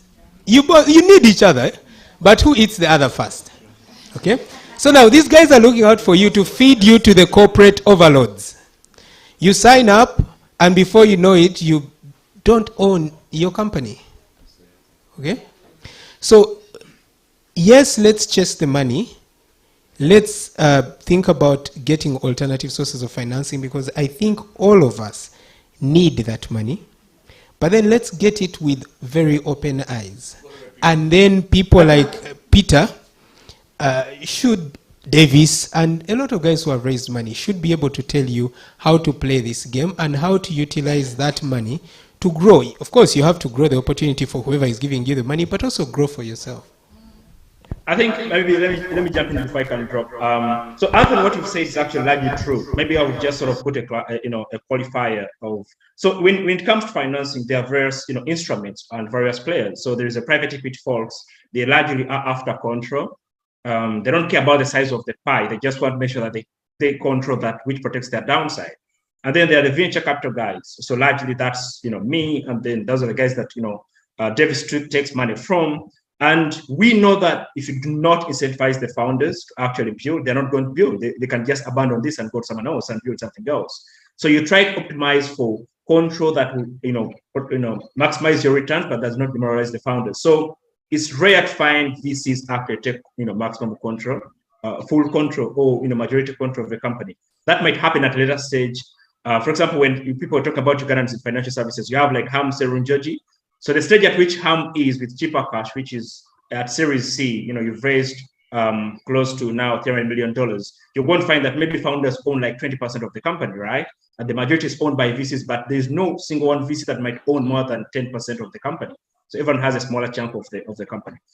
Coming to the point around capital, I think we're at a stage whereby we are having the first wave of capital coming actually from Africa, not from outside. And I'm talking about our own industry, which is venture capital. And the reason that's why that's happening is because you see the first generation of founders that built companies, like my own, boss, Inyolo Aboyeji. They've gotten some little money, now they can afford to invest as individuals. But what is also happening is that corporates like Standard Bank, Alan Gray, Netcare, these are mostly South African names because we are, we're in conversation with some of these folks all the time. They are appreciating how it means to also get involved. But then the third layer that we're also seeing open up is the governments, because part of the reason that's why I was in Abuja is because we've been working on a project with another Ugandan called Barbara Barungi, advising the Nigerian Sovereign Investment Authority. They are looking to set up a fund, an innovation fund, which might go, because this is they have over $1 billion of assets under management, so they might have a fund, that invests with companies that are like $50 million to $200 million. So we're seeing governments also now come into the equation, gradually. So it's more of a long-term play, but what I'm comfortable and confident about is that eventually, as a continent, we shall unlock a capital stack that is self-fulfilling, from an individual giving you little $10,000, $25,000 to institutions becoming, our own limited partners or LPs, and seeding funds that are owned by Africans. And eventually, we shall also have stock exchanges that actually our companies can list on rather than having to cross the Atlantic. And then we shall also have financial centers that, are capital, they incentivize capital to stay on the continent rather than having to go to Delaware, BVI, Cayman Islands, and all these other jurisdictions that have over time built a reputation. So I hope that can put some things into context. Thanks, Peter. And just to sort of provide an idea of how far the continent has come, when I was my daughter's age, to talk to somebody who was 5 kilometers further away from you, you had to go there. People wonder why Wachiga are very loud. It's because we used to shout across the hills, and then they hear you on the other side. And if you wanted to know that somebody was ill, they blew a horn, and then you knew that you had to go and pick up an ill person. When I was at university, we had to line up at a phone booth, slot in a token, and call. And God forbid if your girlfriend wasn't where you told her to be to receive the phone call. And now here we are in a village, off-grid, talking to people who are in Lagos, Johannesburg, Dar es Salaam, and across the world. And I think for me, all of that, during that time I have been alive, I am still alive. I think we can make so much more progress if we do the things that we're talking about. So Peter, thank you very much. We'll let you go into Lagos. And people who don't know Peter, those in the room who don't know Peter, those who are online and don't know Peter, Peter is the one Ugandan. If you're a Ugandan, Peter, if you're a Ugandan interested in your future, Peter is the one Ugandan you need to know personally. I am telling you now. Don't say I didn't tell you 10 years from now, and he's landing in Entebbe in his private jet and he doesn't have time for you. So I've told you early. Get to know the man now. Peter, thank you very much. Thank you. Bye-bye. Right. So, Sherry, after Sherry, John Mark. Oh, yeah, Dorcas, yeah. Then John Mark. So, yeah, Sherry, go ahead. Hello. Hi, everyone. Sorry, Max, had you finished? Were you done? I'll tell you how to find Peter. Okay. Yeah, Sherry. The way we were talking, I was afraid we were over talking about tech. Personally, I'm a computer scientist. My first employer was MTN, 5 years there. Aren't you lucky? Yes, so I was afraid the direction we were going was for example, that project that Kenya had and abandoned, the one laptop per child policy. I'd like us to take a learning from the only country that has managed to leapfrog from the third world to the first world in a short period of time, China. Singapore as well. Yeah. Well, the leader was also Chinese, so we just take. Yeah. Okay. Same family. Yeah. Same story, right? Yeah. there is no two ways about it. At the end of the day, what David Indy likes saying a lot, the famous economist, Africa must produce. We must get the productivity up of our people. If you see, just on my phone has failed to unlock the ARPU of MTN 2020, the annual revenue per user. Because some of us... The entire MTN Global was $1.2. Right. For M-Pesa, yes, was $2. Average revenue per user. Compare that to Netflix. As Ugandans say, which is not a basic service. No, which is as Ugandans say, repeat it again. I repeat for you again. Average revenue per user. Right. 1.2. Average revenue per user for 2020. Yes.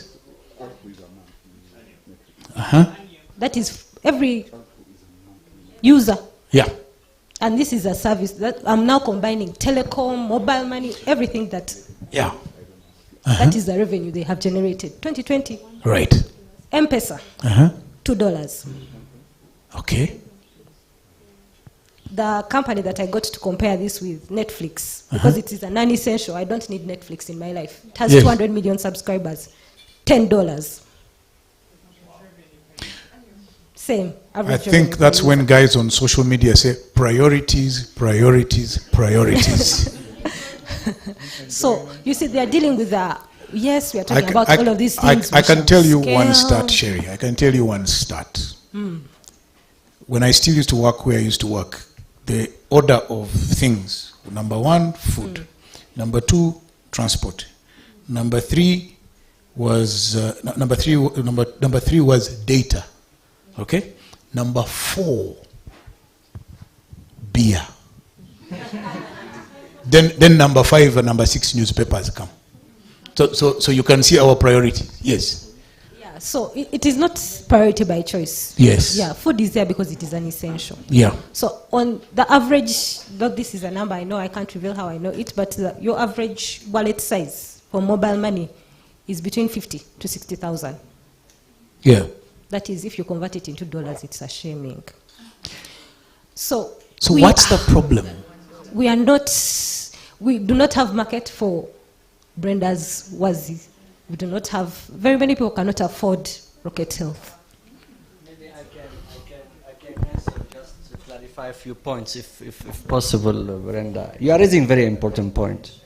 But let us look at the positive and the bright side, please, for a while.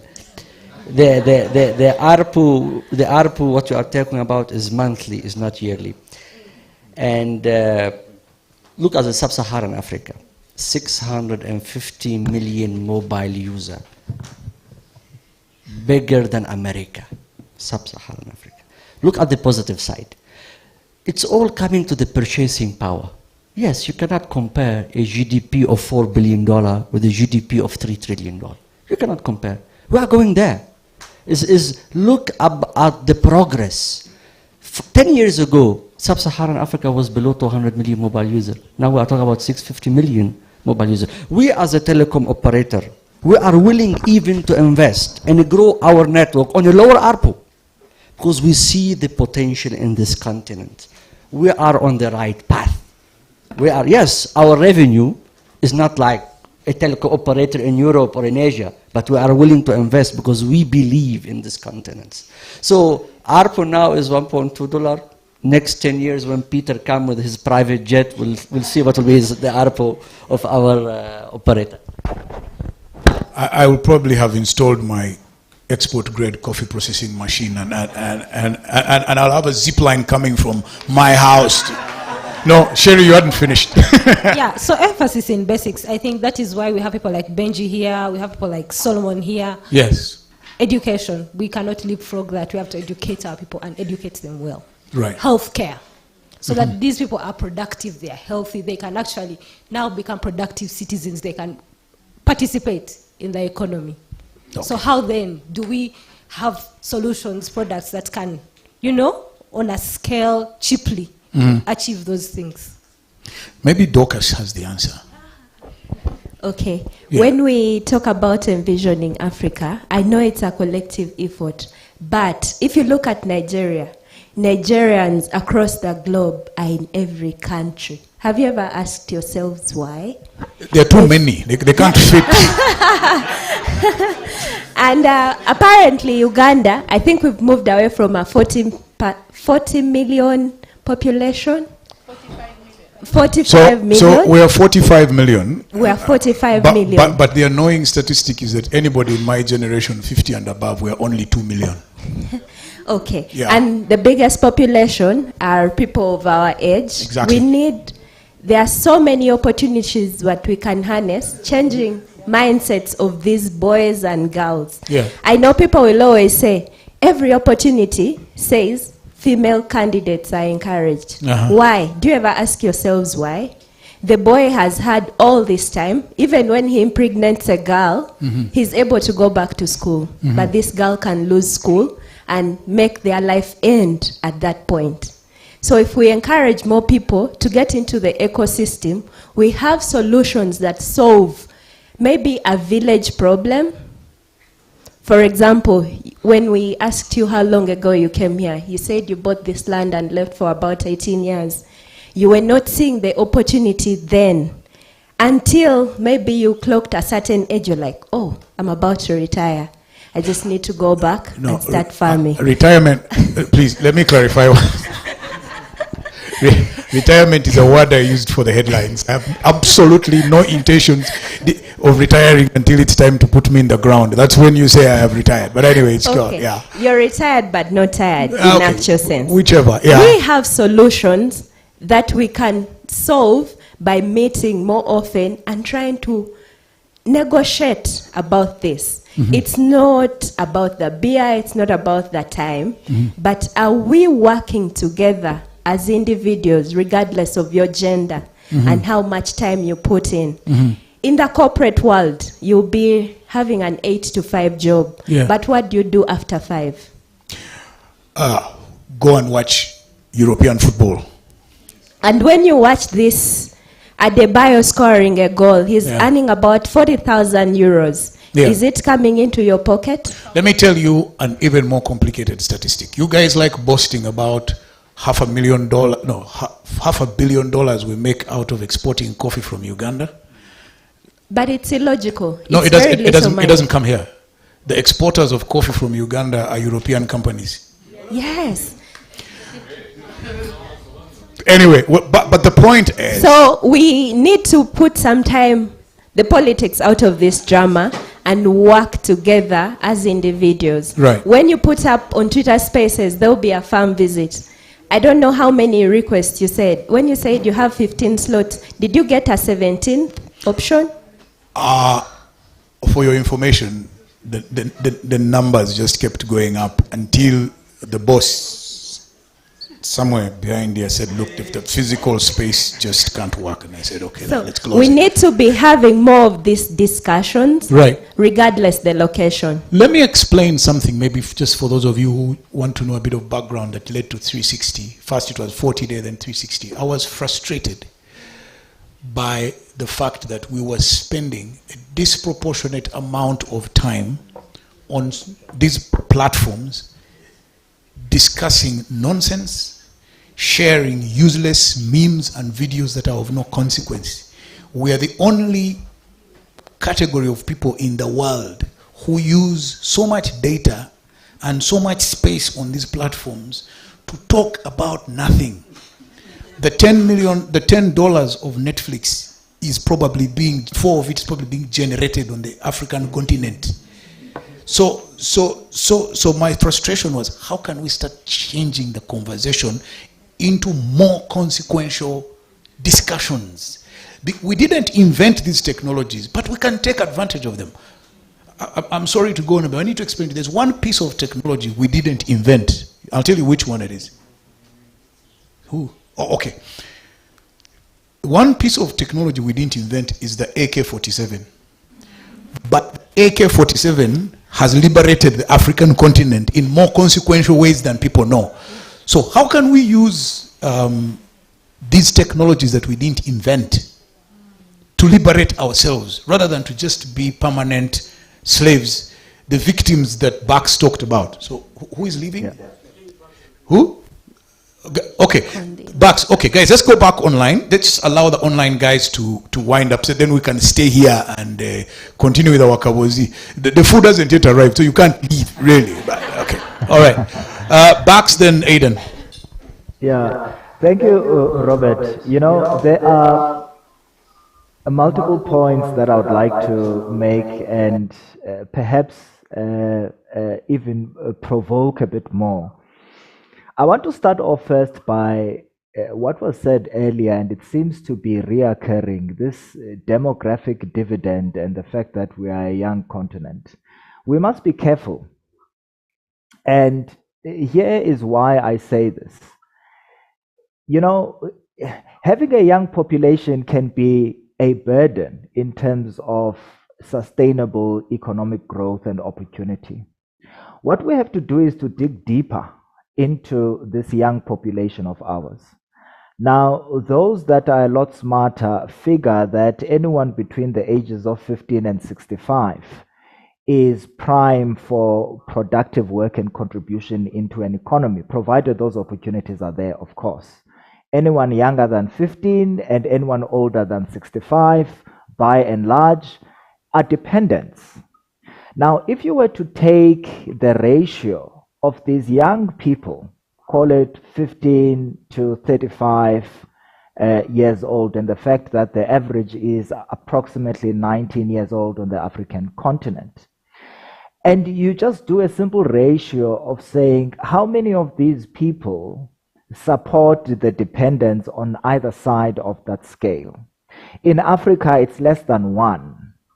If you go to Asia, places like China that are being quoted, and Southeast Asia, you would find that that ratio is above 2. In China, in fact, I think it's about 2.8. What does this mean practically? It means that, you know, each dependent has at their disposal 2.8 individuals that are productive. Now, we must be careful of this demographic dividend. And of course, it is connected to other points that I would like to make. The first one is education. And I want to link this together with technology. What advantage really does technology, and I'm talking about modern technology, actually give us? Monza made some very interesting remarks around the issue of data, and I took some notes here. In my experience and in my company, and by the way, Devier does a lot of training, and we have practical experience, particularly in areas like data science, to bring up and skill up young people in particular. But there are 3 broad categories and impacts that I think we need to take advantage of when it comes to these technologies. The first one is mass personalization. I think is something that's quite important. And what I mean by that is that we have an opportunity, given the vast volumes of data and our ability to harness this data very quickly and have insights at our disposal. If we can do that, we are able to harness and ensure that we can personalize things across various sectors, whether it is healthcare, as was quoted earlier. And I don't think these things are too far into the future. I think they are here with us. Let me give a practical example of an area of interest where I have done, quite a bit of research. If you take education and you take the schooling system, which in its structure, by and large, is a consequence of this historical instructor-led model of educating. It is centered more around the institutions themselves rather than the pupils or the learners themselves. That's why today, people talk very proudly about the institution that they went to. And it does, in reality, become a proxy of whether one is likely to succeed.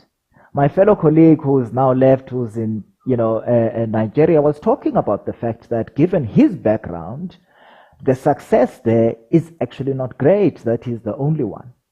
But if we now think deeper and say, is it possible that I am able to complete my A levels, O levels, and in South Africa, in this context, matric, by virtue of being able to take subjects from different schools and be able to combine these in my curriculum? Because why must the good mathematics teacher in a particular school who gets the awards be confined to 40, 50 pupils in that school only? Why can't technology be used to ensure that this teacher is made available to as many young people as possible? Now, this is what I mean by this concept of mispersonalization, is that you can now begin to ensure that you've got the data available to understand who you are dealing with and to ensure that you are able to tailor what we produce across the critical sectors to these individuals. Now, the second area of impact is this embeddedness of experiences. We must be careful in Africa to really get into the mindset of escapism. And what I mean by this is that our experiences, as harsh as they may be historically, should not encourage us to find the first ticket completely out of the situation and be at risk of losing ourselves by doing that. I am not saying that people should remain in abject poverty because it's part of their identity. I'm saying something that's very different. I am saying, let us get used to the idea of taking this technology deeper and embed them in our own experiences on the African continent, right? Right. It's important to have an understanding of what these experiences might be. Now, if you take, for example, a person who does medicine, and they are doing medicine at a university, and in this university there are multiple people in the class. It is quite possible that the experiences of this individual in that class are vastly different to others, but yet we have this assumption that we must just have this vanilla approach that everyone is the same in that class. We need to use these technologies to go deeper. The third aspect for me is rather interesting, and I will link it back to what Aidan was saying about democracy and governments. And that is the idea of, using these technologies as an extension of our identities. Let me come back to the medical school example. One person does medicine in the same class because a close family member died of a rare disease, and their experience is linked to and motivating them to do medicine. Sitting next to them is someone who's doing medicine because they come from a lineage of people who are passionate about, giving an NGO work, and they want to actually become one of the doctors that go around the world providing healthcare and medical assistance in war-torn zones, for example. Now, these people, in terms of their own identity and how they end up here, are completely different to each other. Technologies must be there by used. accident.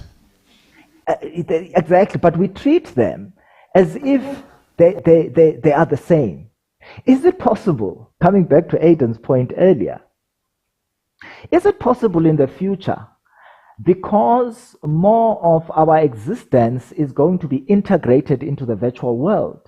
Why is it that certain services that I get from my municipality and government, I cannot source from Uganda if I want to?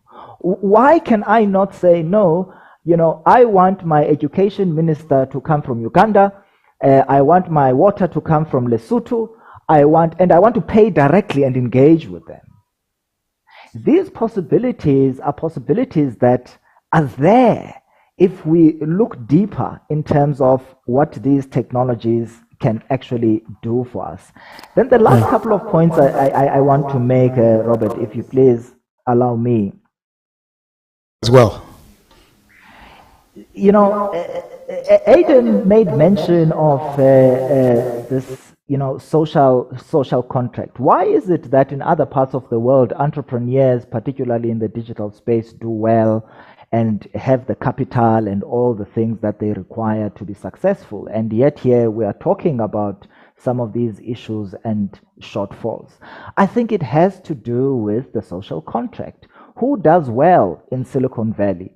An entrepreneur, in terms of the social contract and social standing, is treated very different to how they might be treated in Kampala. And that has to do not with the issue of capital, because let's face it, investment and money will always follow opportunity. As long as there is a fair opportunity, money will come, right, by and large. But the structure of the social contract is the biggest issue that we have to look into and try and change. And perhaps what we should be looking at is some form of new social contract index that we should measure. Is to say, given a person who knows this and has this idea and who can do this, right, what is the index of that person in Kampala versus the index of that person in Hong Kong versus the index of that person in San Francisco? And those differences will tell quite a good story, or an interesting story, of some of the issues that we therefore need to begin to address. So I know I'm short of time, so I'll leave it there. Thank you. Sorry, I need to dash off. This has been a really invigorating discussion. I think what I want to just leave the group to think about really is, I'm deeply impressed by the technology, the ideas, the engineering, the financing, all of these things which are vital to our welfare. But I want us to always remember about the context, especially the social contract context in which all of this will happen. If there is a growing population of young people who are feeling excluded from all of these beautiful and wonderful things that are being said, they can cause utter chaos and havoc by coming out and protesting or joining insurgencies. One thing, I also happen to be in the Open Government Partnership. I co-chair this partnership of 78 governments and about 76 subnational governments, which are trying to make government more open, transparent, inclusive of all of its citizens, that it serves the people, not itself. Because they're worth doing, Robert, you're doing a very difficult thing here as well yourself. You said it gives you a new purpose. And the part of this is part of the purpose I'm looking for. Well, one of the things that we've noticed around the world, and you can see it clearly, but when you look at the data also, is that even in all of these ostensibly governments committed to open government, the coronavirus has made them all regress on democracy. They have squeezed civic space. They have reduced the ability of people to communicate and to express themselves freely across a whole bunch of countries. So I want to finish with this warning for everybody, and that is, beware the Faustian bargain that technology can sometimes present for us. What is a Faustian bargain? This is a pact in which us as individuals, we trade something of incredible moral or spiritual importance, such as personal values or the soul, for worldly material benefits, such as knowledge, power, riches, or convenience. So to Bax's point, are you a pastor? We cannot lose ourselves. Am I what? A pastor? No, I'm not a pastor. Oh, no. I'm not a pastor. Because the way you are beginning to sound. Okay, all right, go on, yeah. I'm not a pastor, but it's back to what Bax was saying, and I want to just amplify what he said. Let us not lose our very essence, our very being, our very soul, our freedom on the altar of this fantastic technology that, yes, is life-changing, but it should also not suck and dehumanize us and make us automatons worshiping at the altar of convenience, power, and wealth. We bring something as Africa to the world. This Ubuntu concept, it is so vitally important.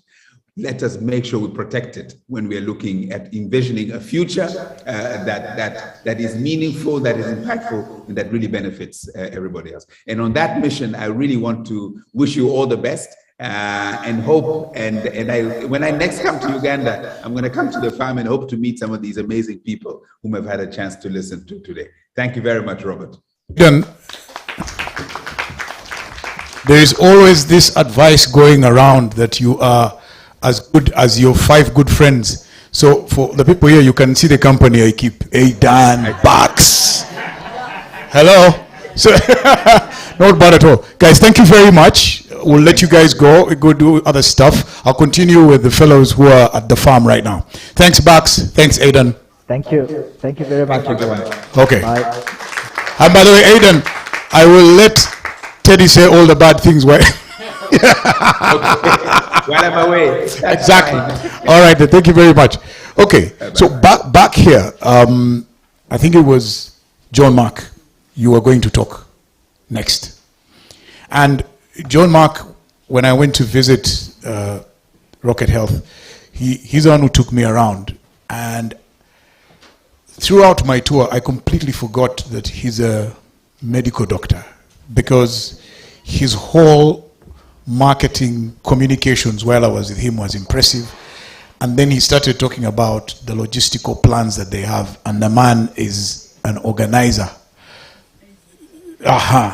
So I really want to hear, I mean, you've listened to all of these things. One of the questions I have for you directly is, how can we organize the resources that we have, the activities we're engaging in, to deliver results? And here's why I'm asking you. If you're listening from elsewhere and you don't know about Rocket Health, for me the novelty of Rocket Health is not so much in the fact that what Davis thinks is telemedicine. It's just the ability to deliver the service effectively to the consumer. That I told you, 1987 in Chigezi, for people to know that you had a patient, you stood on a hill and blew a horn. And then people knew you had a patient, then they came, and each one had turns in carrying, what do we call that in our language? So it's a stretcher, made out of mat. Ngozi, yes, to take to the hospital. Ngozi. 32 years later, I can just dial *280 and medicine to my house. How it comes is what I find fascinating.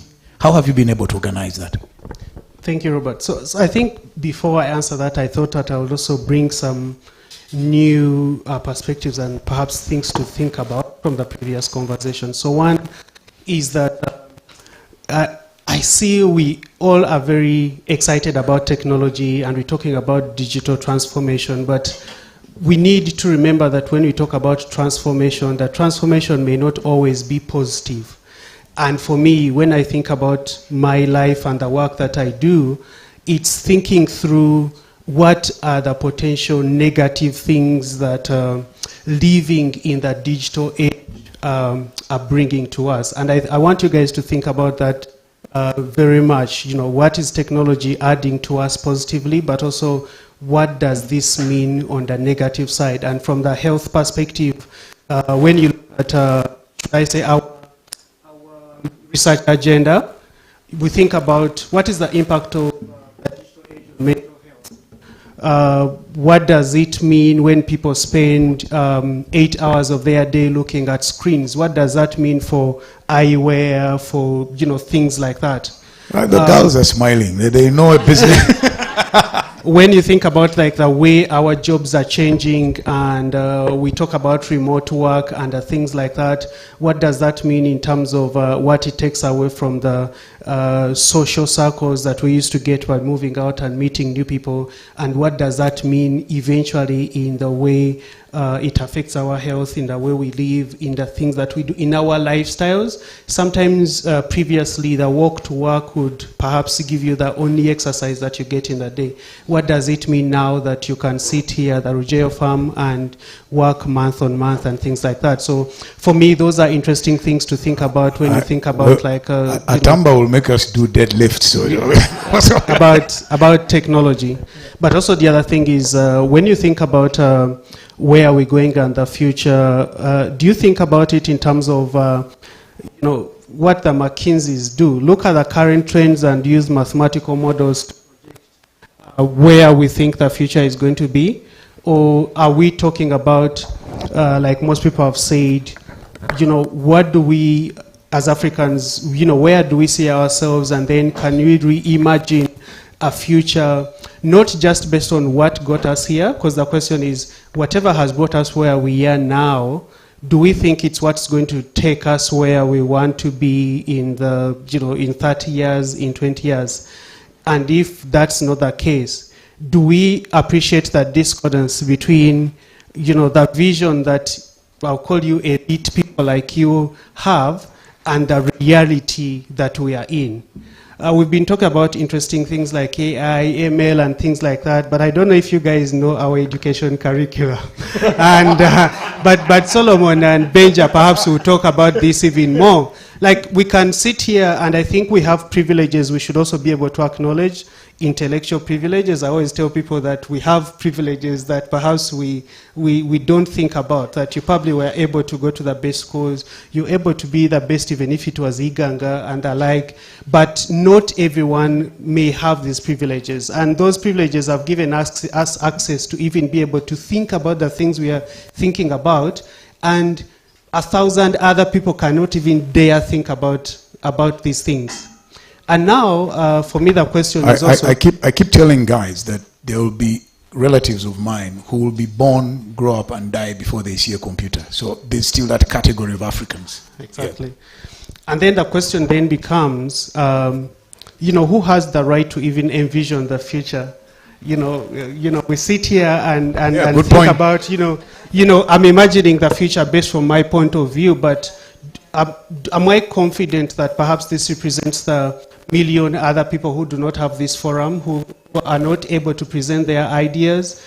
And so maybe are we also just propagating what most people call bubbles and things like that, the way technology is and things. So those are just things for us to think about as we also discuss. Now, coming back to your question, how do we leverage technology positively in how we apply it? I think one thing that we've learned, and I'll talk from my experience working with Rocket Health, is that there are so many things that you think about and know can happen either because of your exposure to what is happening globally, and you think they are cool to have. You think you can eloquently speak about how you can apply, those acronyms, AI, ML, and things like that. But you always need to be very grounded on your reality. I only do it when I'm with you guys because I want you. On your reality. What we've learned is that even when we were starting the company way back in 2013, there are even interesting business models that we thought would work, and then guess what? 2 months in, you realize, this is trash. And this is the reason is that it's not technologically possible. It's just that the market, the end beneficiaries are not ready for it. You just need to pace yourself based on what the market is ready for. I'm sure MTN has much more fancy technology they can apply, or Huawei, than what the market is ready for. I think for us, it's being real with yourself as, what you'd call yourself as a visionary, to say that there are all these cool things, but what works right now? One of the things that I think continue to help Rocket Health stand apart is that what we know is a lot of the people that came to sort of provide solutions within healthcare were technologists. So because you're a software guy, because you're an IT guy, you can build an application. You see, this is how I can apply it to healthcare. So you build a fancy thing, you've not talked to a doctor, a nurse, you don't know what their process is, and you think you can come and tell, John Mark in his office that use this app, it's going to help you this way. John Mark, I can tell you, I have met hundreds of engineers who claim they have solutions to my farming problems, and they've never set a foot on the farm. Exactly. Yeah. And so for us, what has helped us be able to deploy the basic technologies that we have, which are just like, rudimentally SMS, voice call, and things like that, is being a diverse team that brings together the medical professionals, the technologists, the marketing people, nurses, field agents and the like. And the idea is that you want to get everyone's opinion. You want to say, if I add this button, from my point of view, it's fancy, it's what Silicon Valley says is the cool thing, but does my mom see it that way? I think for me, that's the thing that we always ask our team, that if I come to you, you build something, and I have to ask you, where do I press? I joke. It's not. John Mark, I joke that these smartphones are not meant for African thumbs, because sometimes they don't respond. So which button are you going to press? Yeah. So for us, it was literally saying that how do we start from the simple things? And the simple things where, everyone uses a phone to make voice calls, to talk to their people. Right. We as doctors, people used to call us, and they still call us to say, I want to consult, I have a flu, and we just decided, how can we deliver this in a more organized way, at scale, in a way that people, for basic, And it was that simple. Nothing too fancy. We're saying that you send an SMS to somebody to say hi or ask for things or Merry Christmas. Yeah. Why can't people just use it to There are order those- for something? there are those who send and say, hello. Exactly. You don't even know the guy. Hello. Okay.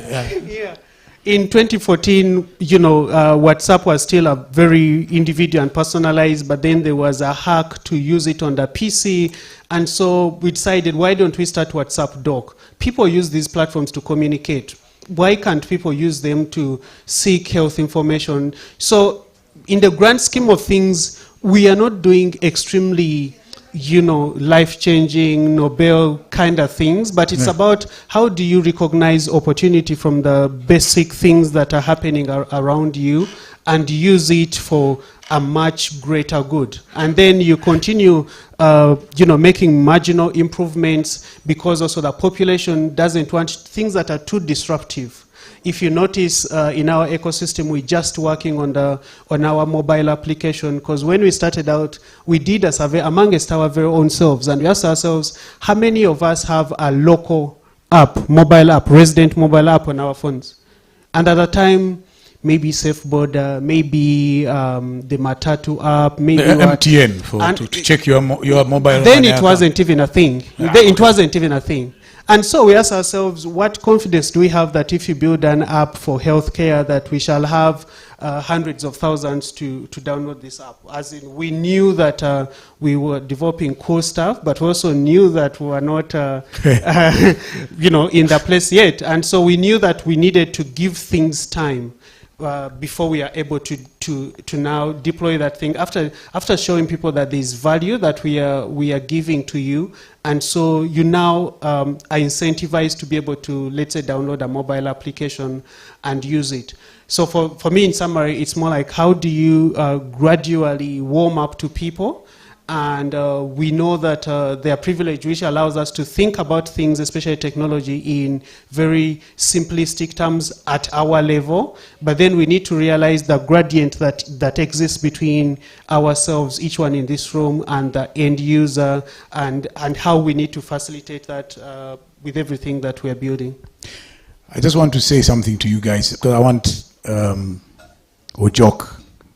Ojok is doing something really, really radical. I think he's reimagining life in the manner in which we want to. Ojok, before you come in, there's one little known fact. Until 18 years ago, I was actually a radio broadcaster. I had an actual radio career. I was the biggest name in radio. You may not believe it, but it's true. But at that time, to have a conversation like this, I would have had to set up thick walls with sponge, many microphones, sound engineers. I'd have had like 5-6 different producers. Today, I do 360 with one mobile phone seated in my study. I don't need a producer. I don't need, well, occasionally I might ask Soleil to do a few things, but really, our career is in trouble. So, so things are changing, and simple things can now be done in very complex ways. I mean, like you say, a simple message to a doctor those days, a doctor would have frowned on diagnosing on phone. Tomorrow, I suspect most of us will be getting, I would like to predict, by the way, I think that in 2027, 2030, there will probably be like 25 telemedicine businesses in Uganda. And I still believe you guys will be the top on the continent, so no worries. Ojok, just tell me how you have reimagined urban life and what is possible, and that you can build a sustainable city built by local people without foreign money and using the resources that they have. That's Okere City.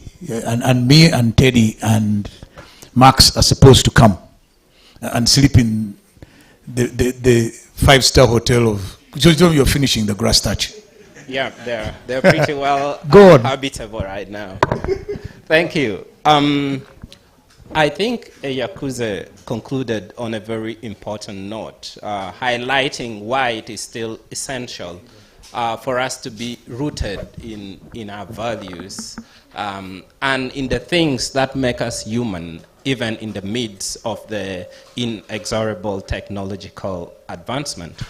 And sitting here and listening to conversations about the future, tech-driven, artificial intelligence, 5G, and all these things, and yet it was just 2 years ago, in 2019, in the midst of a COVID-19 pandemic, where I had to ride a motorbike for 35 kilometers just to have access to internet. Not 2009, 2019. And these are the practical realities. Thankfully, I wrote a direct message on Twitter to MTN explaining how dire the challenge was, and they said they would check with their technical teams, and 5 months later, we have quite a good internet. I can be on Twitter Spaces. I know. and not have any internet glitch. So perhaps that's leapfrogging, right? My co-host, Solea, lives in Kampala City and she's dropping off all the time. So we need to sort out that discrimination. Yeah, so I just thought I should give a shout out to MTN for the great support. And when that happens, we solve a very big technological problem, which is internet access. And without internet access, rural Africa is going to continue to degenerate. You see, I mean, globally, maybe there are more people living in urban areas right now, but in Africa, still about 70 to 75% are trapped in the rural areas. And most of the production, most of the economic activities still happen in the urban areas. In Uganda, I think Kampala and Wakiso surrounding places contribute up to about 80% plus of the GDP. And rural Africa thus remains trapped, in 19th century or even 15th century realities. and this is mind-blowing. And so for me, as somebody who had the rare privilege of receiving a very good education, working in international organizations, meeting people like Teddy, like Brenda, and all these guys, I thus ask myself, I mean, why should I, be in a nice hotel in Berlin or London and have a nice sleep, but when I go back to my village, I'm sleeping in a leaky grass thatch, and when I go to the toilet, I can't even be comfortable. Yeah, I know what you mean. Yeah. You're not sure you'll come out. Yeah, I know. So I just say, no, this is not possible. I must be able to live the same lifestyle when I'm in Berlin, in England, London, in Kampala, and in my village. I must live a good life. And so for me, reimagining what the future could be for my community was making myself comfortable. It was perhaps really a very selfish, but I think I tend to call it constructive selfishness. So I make myself comfortable And then I transcend this discomfort and, you know, gratifying feeling, and then make sure that it's not just me, but the entire community. But you see, as we advance, you know, urban Africa, we are continuously, you know, being more selfish. We are continuously being more divided and out of touch with the realities that actually make life better, which is the community, which is the trust, which are the relationships. I mean, I have an apartment in Kampala and I don't even know my neighbor, right? And this is really the same in London or in Berlin as well. But what we can then do is to make sure that when we build or when we envision a better future, we must still continue to do the things that make us more human, the things that make us, you know, more communal. And that is quite essential. How do we carry? I mean, I live here on this farm and pretty much very advanced in everything, but my immediate neighbors are still in the Stone Age. And the question to you is, with what you've done at Okere, how can we lift communities along with us, even as we want to go into the future? Yeah, and that is very important, because sometimes we think of developing ourselves and our communities, and we forget to make sure that they are integrated in every piece and puzzle of everything. So what happens for us is, I understood that if I lived a very comfortable life in this village, I would be in danger of losing everything if I did not involve the community, if I did not work with the community, so that as I progress, the community also progresses. And so every day, our work with the community is about asking, you know, and engaging what we could collaboratively do. What can I do, or what can I contribute that you don't? And what do you have, and what can't you contribute that we don't have? And so when we bring all these resources together, we actually bridge a very important gap, and which is really a trust gap, and which is really something I wish we don't miss out as we envision the kind of future that we want. Creating trust, creating relationships, and still being human. These are quite essential qualities. So there are two people that I want to put on the spot here because of the work that they do. And I always like to catch him when he's completely unprepared. Rukwenje. Yeah. Really, the man himself is boundless.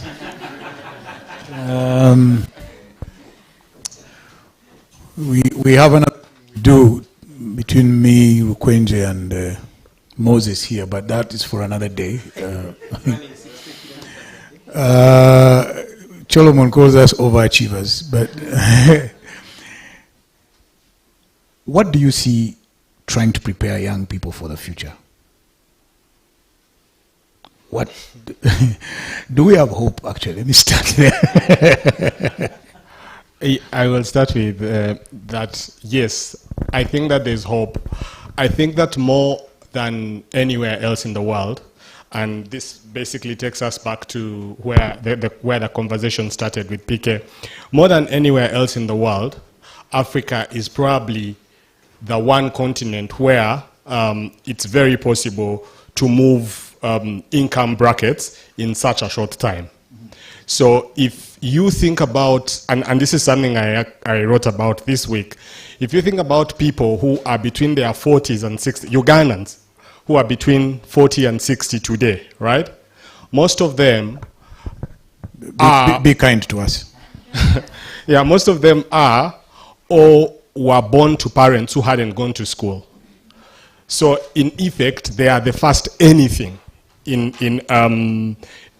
their families. They're the first to graduate, first to own real property, first to get civil service jobs, first to travel, first to do anything, right? And this has been done within a period of 20 years, right? Yeah. Now, of course, there is the downside to it that because of the short history in which this has been achieved, the possibility of sliding back is also as high as it is to grow. So, but if you also look, not just this room, right? There's the privilege of knowing, we were talking earlier that part of the problem is Kampala is a very small place, right? I think I probably know personally about 90% of the people in this room. And that's dangerous, right? For any innovation or problem-solving community, right? It should tell you, first of all, the burden that's on the people that are trying to solve problems, because the weight of it is that much high. But it should also tell you that perhaps there are so many other people who are not here, not because they are not doing a good job, but because of all the privilege that we have that they don't have, right? But that's also a good thing in a way that should make us feel happy, because they just need like one trigger, one or two things to work systematically for them to move. And I think if you look at just what education, right? The problem is not what we are learning. The problem is what we are not learning, right? Wow. But how can we know what we are not learning? Yeah.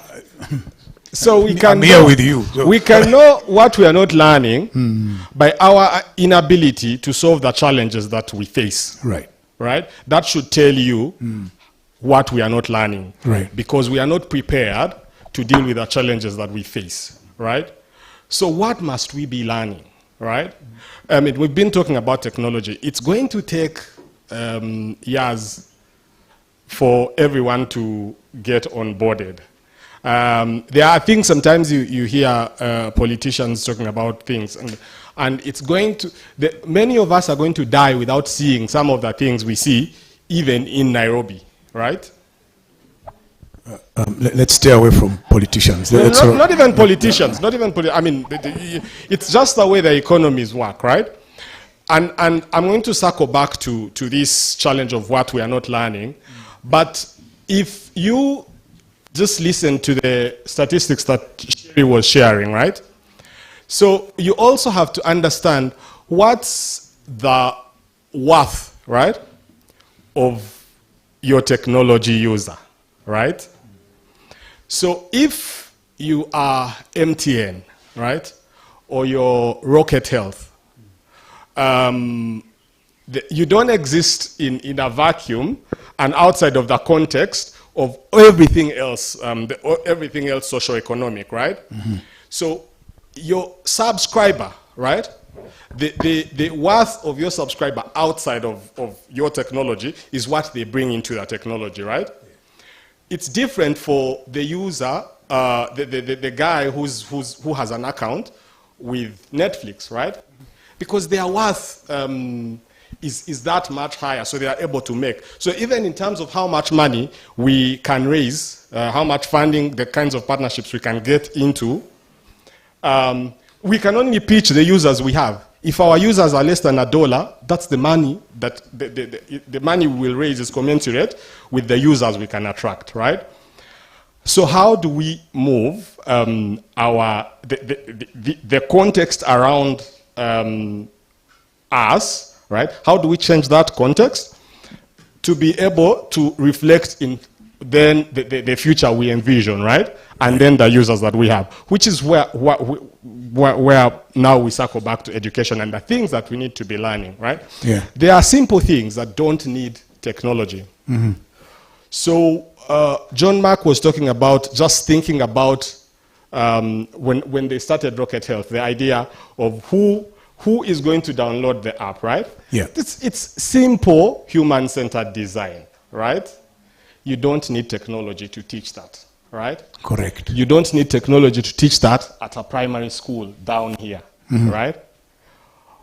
And yet the value of that, right, on the child who then sees the problems in this community and gains the confidence and the knowledge to be able to solve them is different, right? It's what uplifts them, right?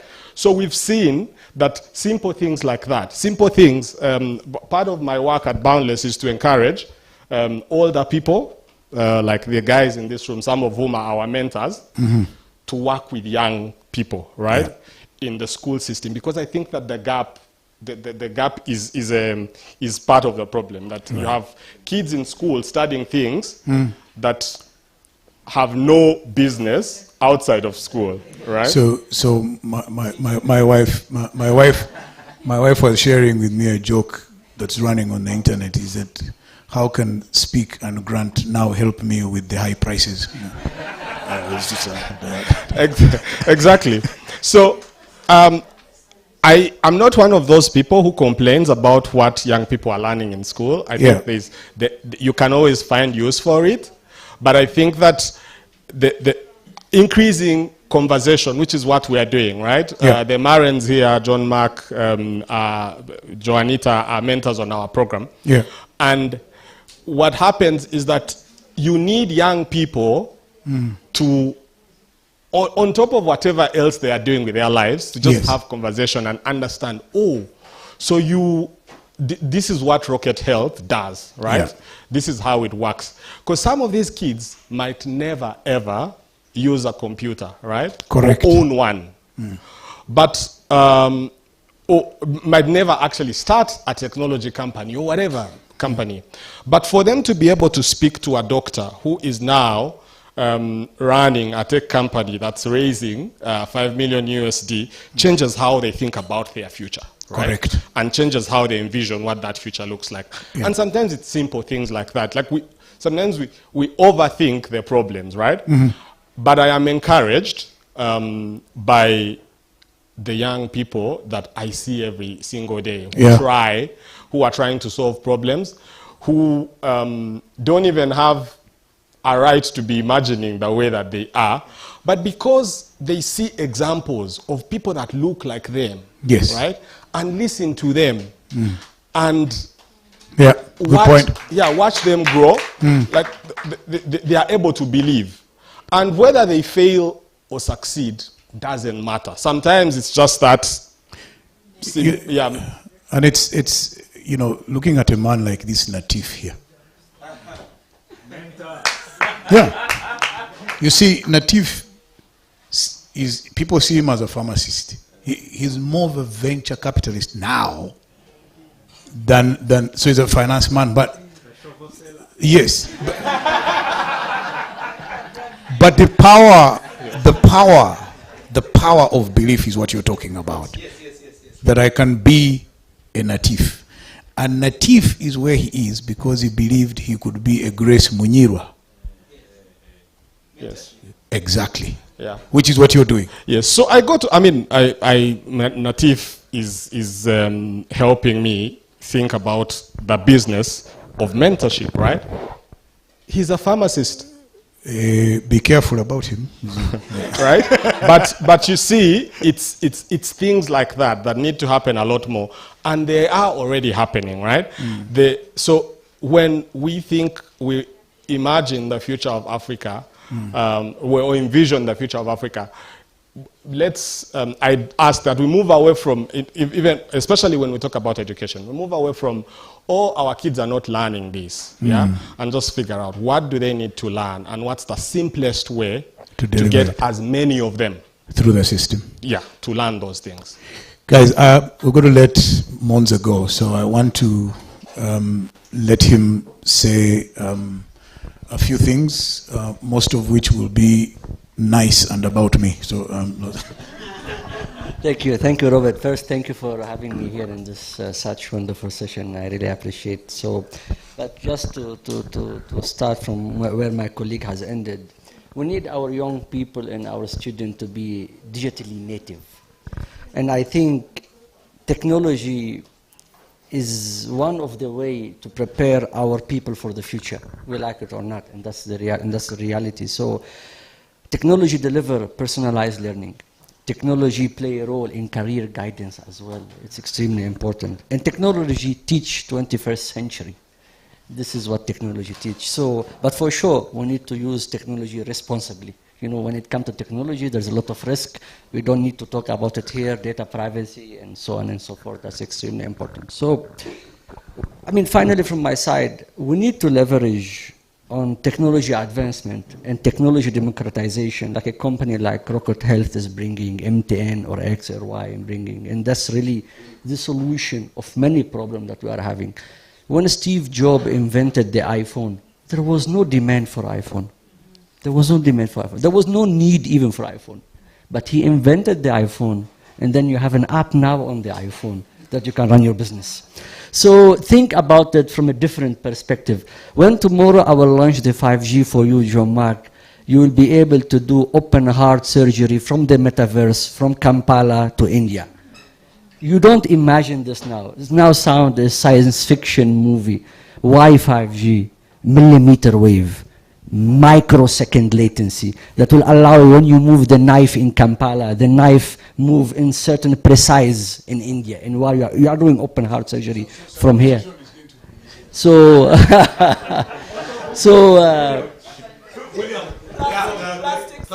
plastic surgery, that's also, yeah. And one last point on the data scientist. When I say data scientist, I was not only in Peter, I think put it in the right place. It's not about technology. Data can come from your farm. Data can come from my muscles. Data can come from the telecom. Data can come from anywhere. I mean, we need to learn and we need to teach our people how to harvest data from anything and derive insight from that data to make the right decision to progress. At the end of the day, it's about making the right decision. How to make the right decision? Drive insight from any data that you have around. This tree can give you data. This tree can give you data. So when we talk data scientists, we are not limiting to telecom, we are not limiting to the bank, everything. It's a data points. Everything in life that God create has a data points.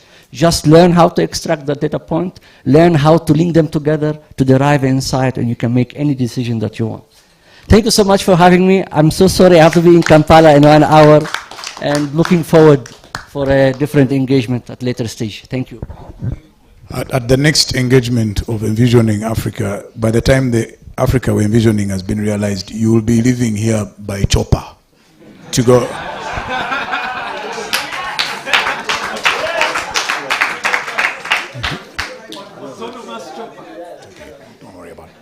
So, I just want to say this, that one of the things, sure, Monza, welcome, good. All right, we shall continue our conversations. I wanted to say, listening to you, Rukwenje, one of the issues that affect our young people is not even, like you're saying, schooling or things they need to learn. Just a simple thing called confidence. When I was younger, we used to be beaten for touching a radio. And as a result of that, I have developed an obsession for sound systems. I buy sound systems regularly to exorcise that problem. And many people of my generation were beaten for touching equipment. So even when you saw a car, you feared it. You didn't know. When you saw Muse's machine, you didn't touch it. The watch, you couldn't open it inside to see. Yes, you couldn't. But then we have some people who just didn't follow that script. And it's important for us to learn how, for them, by doing what they did, they're able to come up with Africa. Solomon, he didn't follow. Solomon, did they ever beat you for touching? All the time. And fiddling with bulbs and... Yeah, I was beaten by my parents and also by the electricity itself. How did you survive? But really, on a more serious note, you imagined something with Fundi Bots. And I was touched when you said, Chirab will give you $100 to get started. That courage, has it come out the way you saw it then, the courage? How is it possible for us to be deliberate, like Bucks said, to bring about the world that we're thinking of, that we see? Wow, that's pretty loaded.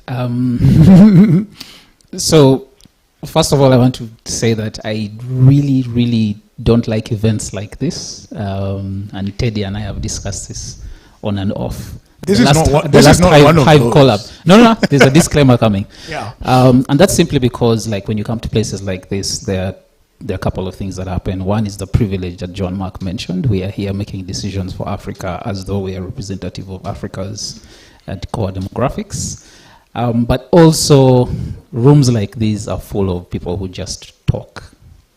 I'm glad that this one is a room of actual doers. Like almost everyone in this place is creating or building something. So it's really exciting. They are like, you know how they described Georgette to me before I interviewed her? They said the woman has been in the trenches. So Georgette has done it all. So you have those kinds of people. Yes. Yes. The people here have fought hard, and it's really exciting to be in such company like this.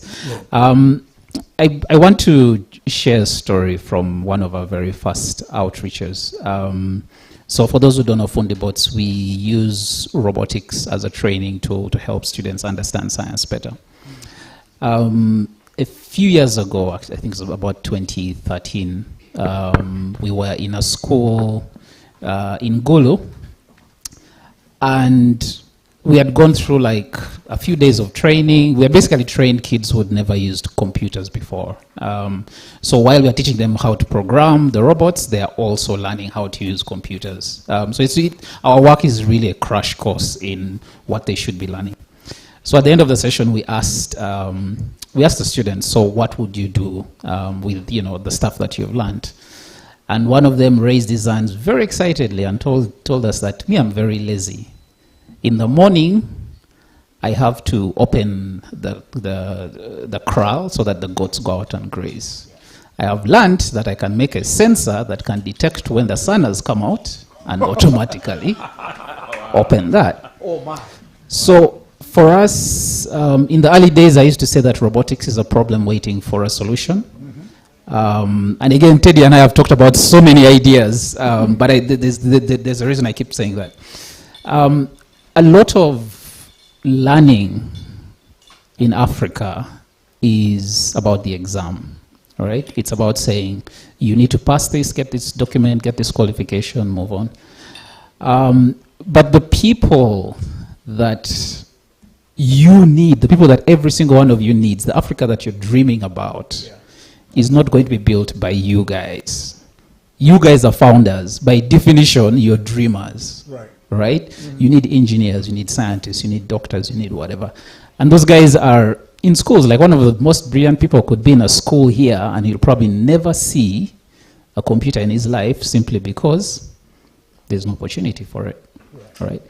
So education for me is like pretty much the lowest common denominator. And now to come back to what you asked about. The idea about courage to step away from what's normal. One is rooted in privilege as well. I could afford to rebel. Obviously, my dad wasn't happy that I dropped out of school, but I could afford to take that step because someone else believed in me. Right? During my Essex vacation, I joined an internet cafe. Based on theory, I passed the interview about the internet and search engines because I'd read something in a book somewhere. Had you been on the internet until that point? I had never been on the internet. There you are. But I knew everything about the internet. But the thing is that, and when you look at people like Ojok, who's taking bold steps, when you look at John Mark and Davis and Fiona, who are trying to do the artificial intelligence for ADA, the system. A lot of the work that we do is about seeing something in our mind's eye and then saying, how do I get there? And most times you have to step away from the path that everyone is taking, and you have to walk this very lonely journey. So when you ask how easy it is, it's not. Right. But like the speaker mentioned, it's necessary. And I think all of us in this room have a responsibility to build the Africa that we see. No one else is going to do it. No one else is going to build it, it's us. No, I know other people who will build it, but they will come and build it for themselves, not for us. They will pillage the continent. They will not build it. They will steal. Yeah. Let me turn to, and I'm going to surprise her absolutely, Georgette.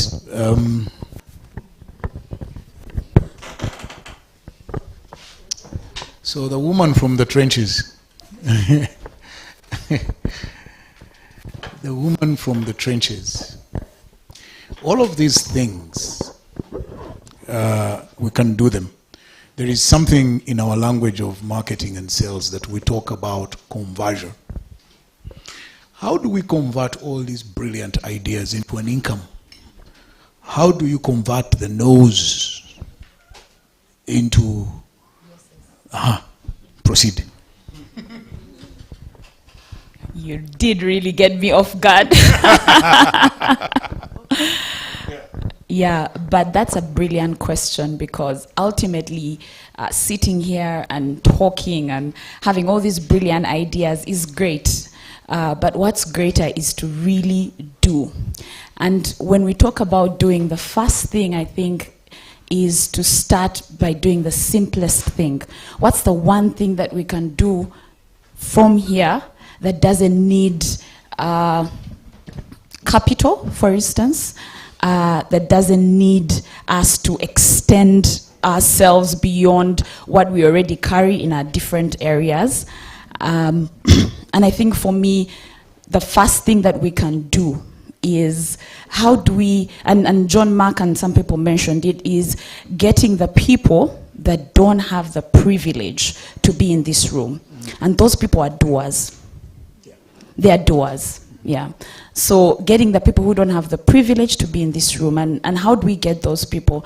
I think the first thing in getting these people is going right down in the slum areas of Kampala. And they're just right there waiting, okay? Getting these people and then having them sit with us and say, okay, this is the idea, this is what you can do, and then go and run with it. Just supervision and mentorship, but it can be done now without us extending ourselves. I'm going to tell you a quick story. So there's a young man who came here, and his first responsibility was to look after the cows. And then he also got a bit of a gig in the banana plantation. Today, this is 2 years later, today, and I didn't know him, I didn't know what he was qualified to do. Today, yeah, he's the one running our QuickBooks. Today. Wow. Yeah. Yes, he's around. He sits, he fills every single record. It took 2 weeks of somebody training him on how to do Excel. I haven't learned how to do Excel. He knows. I have a degree. I was managing director for 15 years. This boy just did high school up to S4, but he's incredible. I have all my records on Excel. I have QuickBooks. He's around. I'll show him to you. Right. So he's moved from looking after cows to now, and I suspect one day he will be a manager here. Exactly. And also carry people along with him. Because each and everyone in this room represents tens, 20, 30, even 100 people. Now imagine that young man in the slum, okay? Imagine how many families they represent. And in doing that, then we begin to see the Africa that we're envisioning right here in this room. Wow. I like the dreaming. So I'm going to come back this way. First, Max, but then there is a man here who, if he doesn't talk, B7,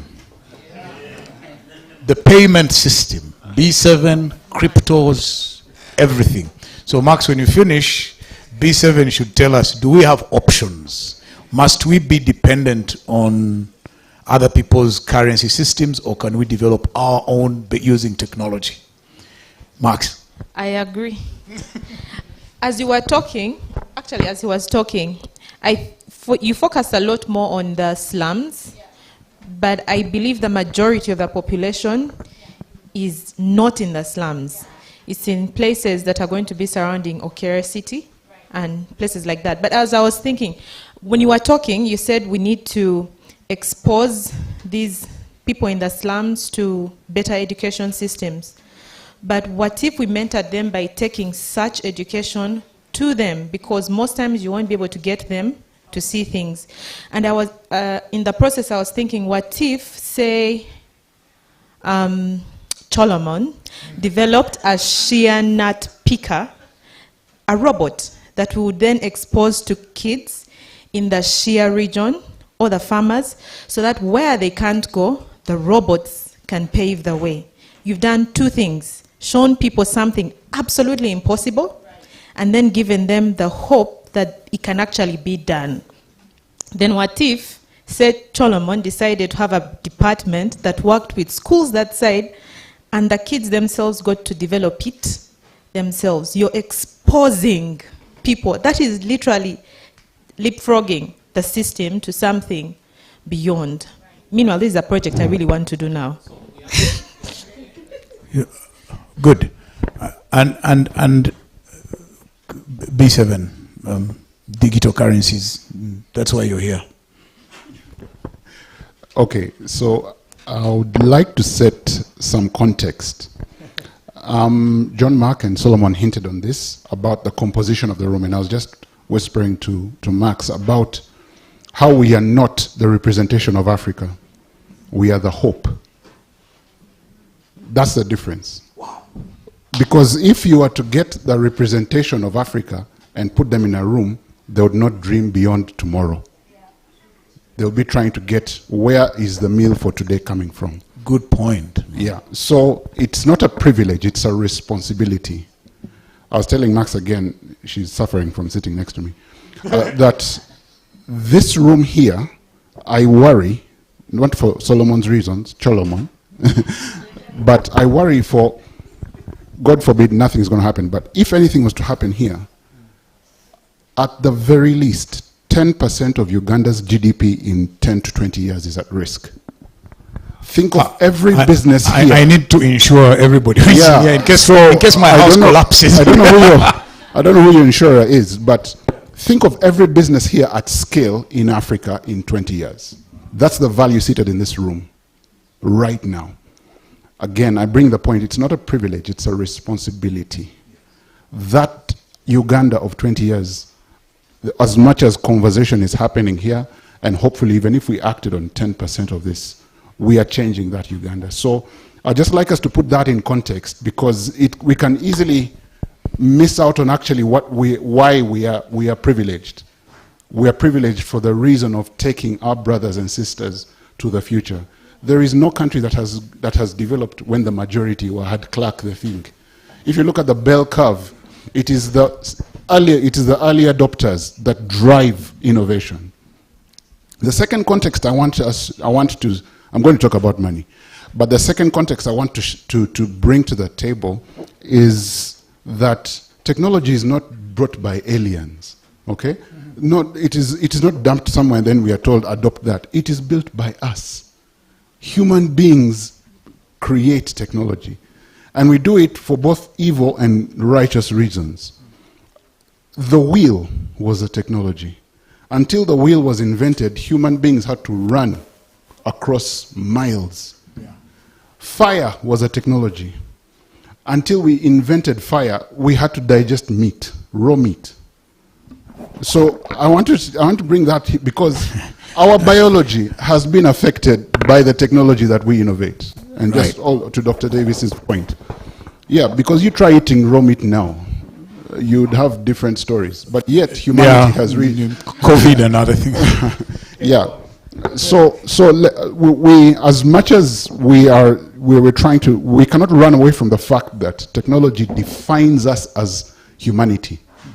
We are breathing the same air as someone who wants to go and be buried on Mars. He's an African, by the way. Yeah. I mean, that's context for you. Now, no one has a monopoly on dreaming. The difference is, as someone has said, is who is willing to do it. Who is willing to go the sweat, blood, and tears to do it. So, I'm going to talk about money now. With that context, we also have to not underestimate the power of money. A popular book I like reading says that money answereth all things.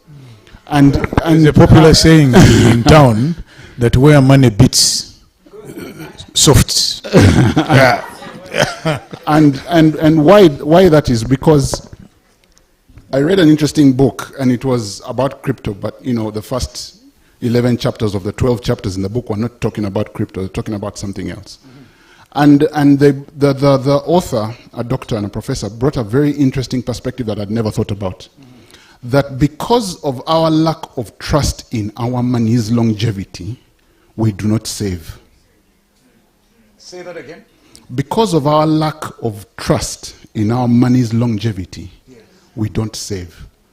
We used to think, or we have been taught, that saving is a habit that we are not taught in school. Yeah, but you try saving Uganda shillings without investing it. It deteriorates by a rate of 7 or 8% every year, until a point it will be worthless. So why save? So we underestimate the currencies. So if a currency is designed with inflation, it demotivates saving. And you can't invest if saving is demotivated. You understand? So these are fundamental principles that have held true. Why societies earlier on saved for a future that they could not predict or even have confidence in is because the value held. Because anyone who saved gold knew with utmost certainty that my children are going to retain this value. That's why gold remains to this date one of the most safest ways to save. That's why when you talk to any old man right now, he's not telling you to save money, he's saying buy land. Why? Because over time, land will hold its value. Now, whether it's a factor of production or a store of value, that's a different question. Yeah. But I'm bringing this point to show you that there is a connection with society's relationship with money.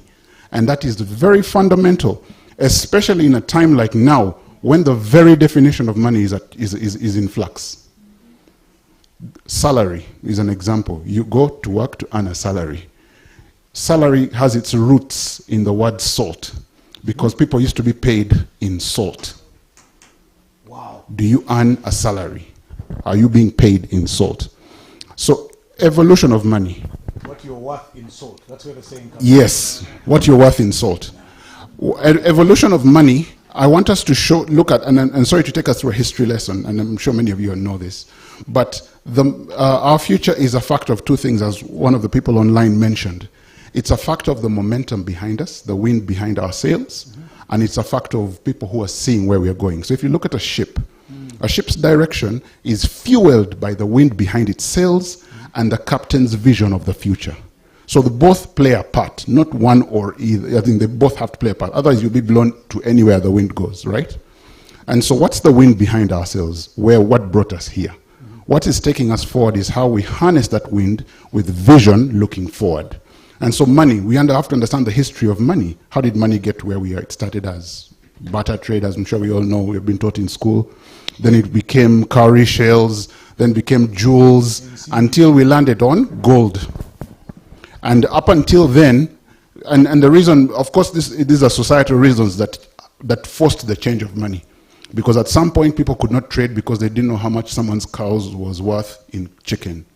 And so they had to find a commonly agreed medium of measure that they could trade for both the person who wants chicken and the person who wants the cow. And so we landed on something that we could commonly agree on. Cowrie shells, limestone, salt, gold. Now gold, we landed on gold because we decided gold is precious. Yeah. Not because gold is the strongest metal, it is not. Not because gold is the rarest metal, it is not. Not because gold is the shiniest metal, it is not. It is simply valuable because humanity has agreed on it over time. Right. And then we attached our money to the value of gold. Until some magical moment when the gold standard. The gold standard. Yeah. Which was actually an invention by Isaac Newton. Not many people realize that. But actually, because he was called to account for the British Treasury, he was head of the mint, and he found that there are many people who are printing money randomly. And so to control that, he said that money must be backed by gold. Wow. And so became the gold standard. But then the gold standard had a limit. And of course, bad decisions were made. And then money was detethered from gold. Yeah. Yeah. The reason they gave was that the speed of trade far exceeded the rate at which we could discover gold. And so you have too much trade, to be too little money to facilitate a lot of trade because of globalization being fueled by other technologies. Mhm. Okay, so we get to a point that money has to be detethered. So you can print on a whim to facilitate that trade. Then cash became too slow, then we went to e-money, which is where we are right now with plastic money, etc. But then again, the fundamentals of the money that we are using right now are under risk. 2 world economic crashes later. They're like, guys, wait, hold up. Why must we accept inflation? Why must a bank give 11 times the amount of money it has in cash? Who said that was okay? And so once we start asking these questions, and because of the enlightenment brought up by the internet being in everyone's pocket, people are starting to ask these hard questions. In comes a person, pseudonymous. He says, you guys, you don't have to trust this money.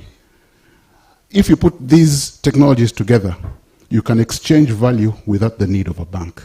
And that's the birthings of Bitcoin and crypto.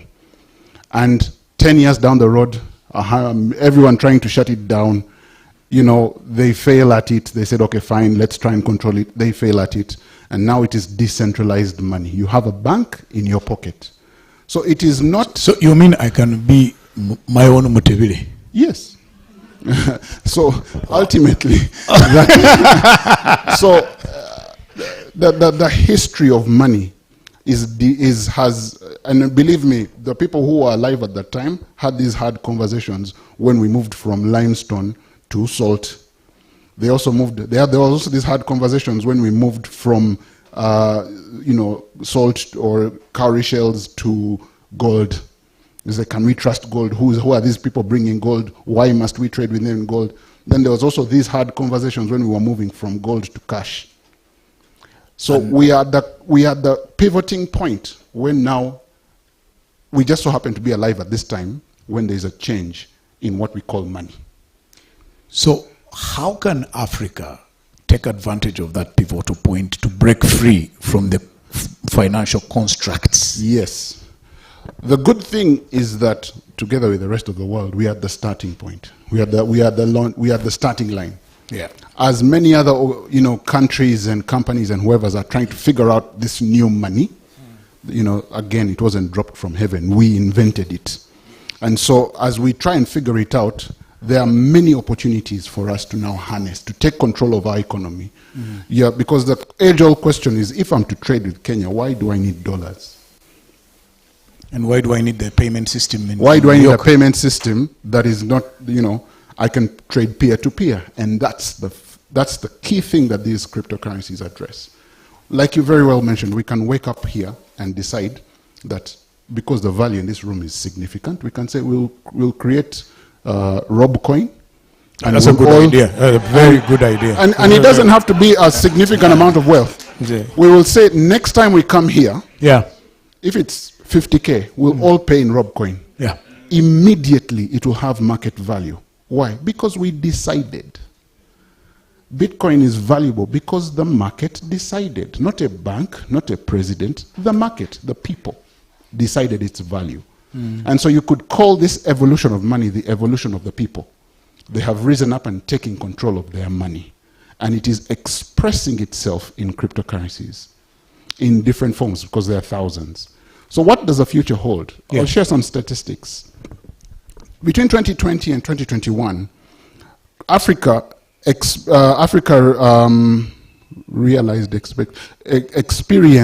the lowest volume of cryptocurrency trade at a mere $106 billion. Context. Yeah. $106 billion moved in Africa in crypto, and that was the smallest. What? Okay. Africa has the highest growth in cryptocurrency usage. Okay. 2020, 2021, with a growth of 1,200%. Wow. 1,200%. In the global top 20, there are 3 African countries: Kenya, Nigeria, Tanzania. Okay, Uganda is, I'll explain Uganda's challenge. But so this shows you something. And meanwhile, all these 3 countries are in a regulatory gray zone. So this is people trading peer-to-peer in crypto. Okay, so what does the future hold for Africa? We can take control of our continent, on the lifeblood of any economy, which is money. Interesting thing happens, and I know this is being broadcast live, but it's public knowledge. The minute Bolivia announced that it's accepting Bitcoin as legal tender, a week later they were summoned to the World Bank and threatened with sanctions. Anyone who puts 2 and 2 together will understand what the politics is saying. Why does every country denominate their foreign exchange or their foreign reserves in dollars? And a country that tries not to do that, all of a sudden is problematic. So money is not, it's not, I'm bringing the point that money is not just a means by which to buy goods. Money affects politics. Money affects how you save. Money affects the decisions you make in your home. Money affects what time you wake up. Money answereth all things. So if we solve the money problem, we can paint a hopeful picture of Africa tomorrow. So what future does Africa have? We can define that future. Like I said, this room has the most influential people in the next 20 years. We can build a future around sound money. Why do I call it sound money? Which is one of the characteristics of cryptocurrencies, or at least Bitcoin. Let me talk about Bitcoin where there's less argument. Bitcoin, with its fluctuations, still grows on an average of 200% every year. Bitcoin has inbuilt deflation, not inflation, meaning that it appreciates in value over time, as opposed to the Uganda shillings you have in your pockets or in your bank, which depreciate by a value of inflation every year. Their own is limited in supply. Bitcoin is like land. They're not making any more. There's only going to be 21 million Bitcoin ever in existence. Yet the number of users that use Bitcoin grows by 100 million every year. What does that spell for you? Increasing demand, limited supply, increase in price and value. Actually. I want to let you know that the man talking. Yeah, go ahead. Go. Yeah. Okay. So because no one controls cryptocurrency, what happens is that people like us come together and build what they call a decentralized autonomous organization. Yeah. Basically, it's code that dictates how much each person contributes and what the money is supposed to do automatically. Now, it's an online circle. Yeah, it's like an online circle, but it's not run by anyone. It's run by purely the rules that we vote on. Okay? That is going to be the new concentration of power of the future. In the words of I forget, is it Rockefeller or Medici? I care. Give me the country's wealth, and I care not who makes the laws. He who has the money makes the rules. And so now the power, there's a shift. Balance of power is moving from traditional old money to new money, young 20-somethings that have billions of dollars in crypto. And they will decide, DAOs actually are the ones that are going to decide who the next president is going to be. I'm treading on dangerous ground. Yeah. The DAOs are going to decide. I'm standing. The DAOs are going to decide all this because there are people behind it and it's decisions of the people. I argue that people not, and this is my view, okay, let me save everyone here. These are my views. I argue that voting will lose its meaning. People will now be voting with their money. I wanted to say to you that with all of this information, Noah is not even a finance man. He studied engineering. So don't think he's... And run a couple of businesses with Solomon. Yeah. But yeah, so when it comes to the future of Africa, the future of Africa is what we do. I'll give you the last example. I talked about the regulatory gray areas that many of these countries that are moving very quickly on crypto are Nigeria, Kenya, by virtue of the fact that the governments that are in these places know the impact of crypto that it has on the economy. I read a study that about 2% of Kenya's GDP is in crypto. Wow. 4% of Nigeria's GDP is in crypto. as we speak. But interestingly, the country with the friendliest crypto regulations is actually Uganda. We passed a law in 2020 that accepts virtual asset service providers. That's why when you go downtown, you see buy Bitcoin. Otherwise, people are very scared to do that, just a few years ago. So there is no better place right now to, and I'm not telling anyone, transfer all your wealth to crypto. No. Have some crypto exposure. Even if it's 50,000 shillings. Oops. Sorry. The money that people are using to buy beer can go into crypto. Yeah. And then, hopefully at that point, we will have, we want Africans to invest in Africa, but then you're telling them to invest in Africa in dollars. You get? Yeah. So what solution are we presenting for Africans to invest in Africa? Another thing that cryptos do well is crowdsourcing. If you have a great idea, you just put it out there, put a wallet address, and you'll get contributions from far and wide in crypto. That has the opportunity to unlock a lot of capital that is tied up with all you people inside here. Because you invest in a company like, okay, now I need to invest in Uganda shillings, but Uganda shillings is not doing well against the dollar, so you're forced to use the dollar. No. The things that will allow Africans to trade with Africans are, we're going back to the basics, sound money. Sound money is what will give people confidence to trade with each other without needing a third party. Because that third party comes at a cost. Okay, so we have to start winding down very quickly for two reasons. Because one, I am getting hungry, and that's important for all of you. Secondly, we wanted to go and have a quick walk around, because my advice to you is don't eat before going around. You won't be able to do it. Brenda, you have a quick question. Would you like to table it? Raymond has a question which he will ask when we are walking around. Okay, now we've got to decide how we're going to use this time. So I'll give each one a minute because I want Teddy to finish and then we go. So Stella, after Brenda, very quickly. Where's the mic? Where's the second mic? You can use mine.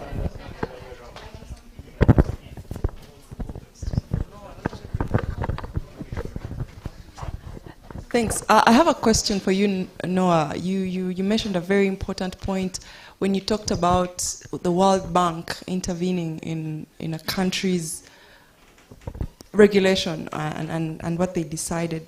And one thing that I've seen so much is that a lot of the big boys, those are the tech companies, have actually shaped our future. If you see a lot of what's happening and a lot of decisions that are being made for us are actually being made by big boys, the big players. And you can even see very well, again, the war in Ukraine. So what really happened is that when the sanctions started, or just before, I think they were anticipated, a lot of Russians start to put their money in crypto. And many had already done that anyway. But then, when you see exchanges like Coinbase, they can't cash out, they can't transact because Coinbase is under instructions not to. So there's still something around crypto. So even us as Africa, and you've articulated very well the growth that has happened in the crypto space, how do we maintain the benefits of crypto under that context of the big boys will always be in charge? Yeah, the machines are in Iceland. But okay, so no, let me just get, is it about money? Okay, who wanted to ask about money? No, yeah, okay, Elizabeth.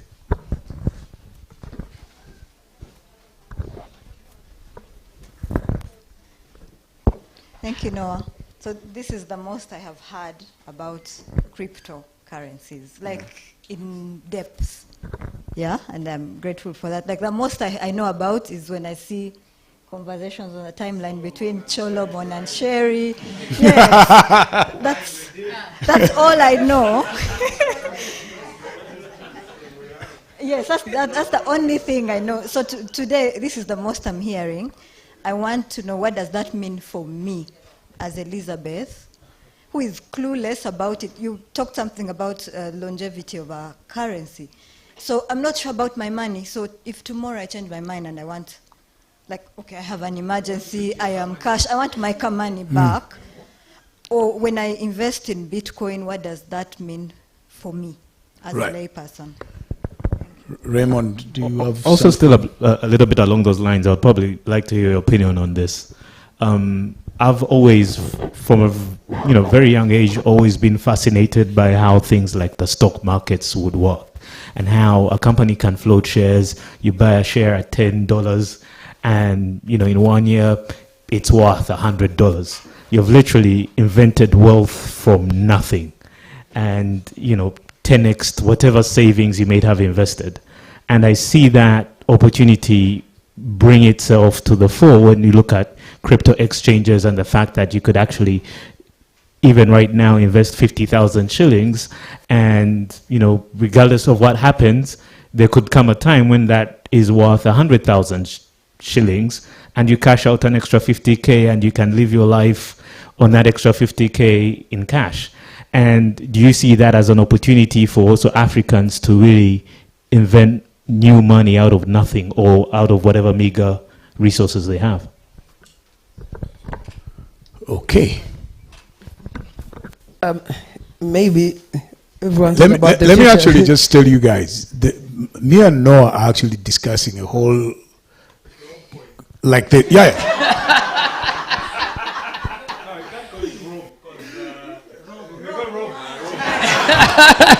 the perfect headline. Noah, answer the questions. I mean, really. Noah, please answer the question. So go ahead, Raymond. That would be the perfect headline, Robert. The rope coin. But I come from a lot of people have talked about the future of Africa in terms of tech, in terms of currency and money. I come from a political science background, and we've been here for long enough. We'll still be here. And I'm interested in these conversations, and particularly to Noah, perhaps. I've just finished reading a book by Yanis Varoufakis, talking to my daughter about the economy. And he makes a fundamental argument around money, that money is also speculative. If I have my money and I want to put it at Rocket Health, I'm speculating that Rocket Health will succeed. The chances that Rocket Health will succeed and fail are 50-50. If Rocket Health fails, my value of money goes with it. In the absence of a centralized authority like a government which controls my 1,000 shillings, and if Davis fails, then I can come after Davis's bikes and sell them. If we have a rope coin, how then do I get my money back if Davis fails? How do I sell Davis's assets if nobody within the rope coin circle is willing to buy Davis's assets? What happens to my asset in money and value and speculation?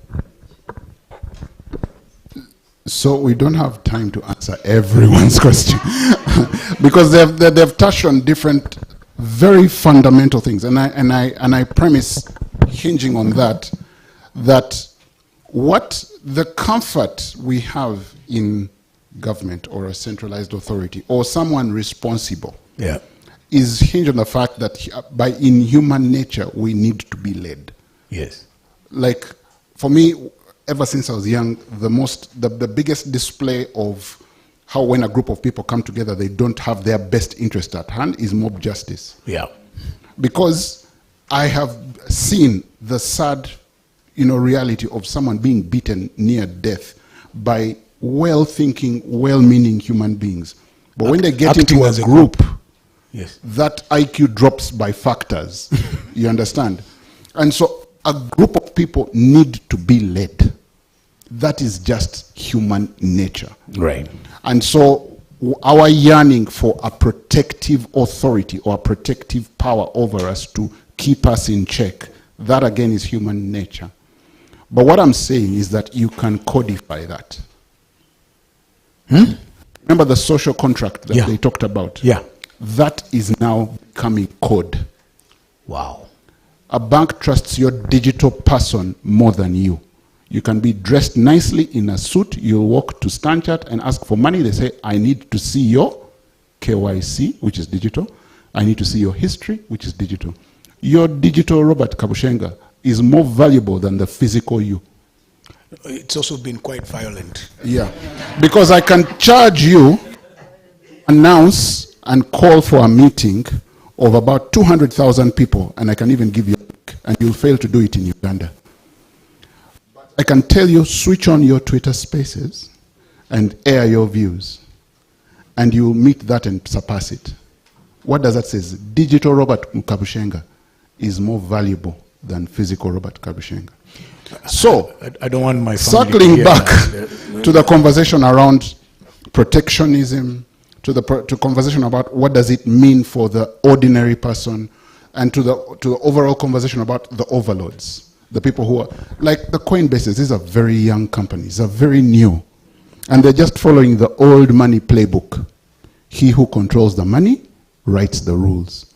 But the close behind are the rest of us, saying that we can also write our own rules.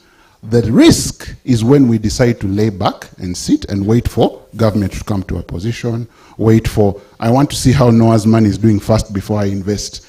That time we are losing, and I'm not telling anyone here to be an early adopter. It's very risky, ask Cholomon, to be an early adopter on any technology.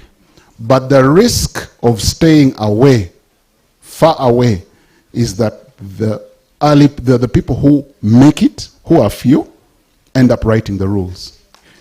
And so that is a real risk that I want to encourage Africans to take. The reason you are all here is because you took an uncommon risk against the tide that is giving you certain return on investment for that effort. If this grit or hope was scaled to all young people under 15 in Africa, would have a totally different story.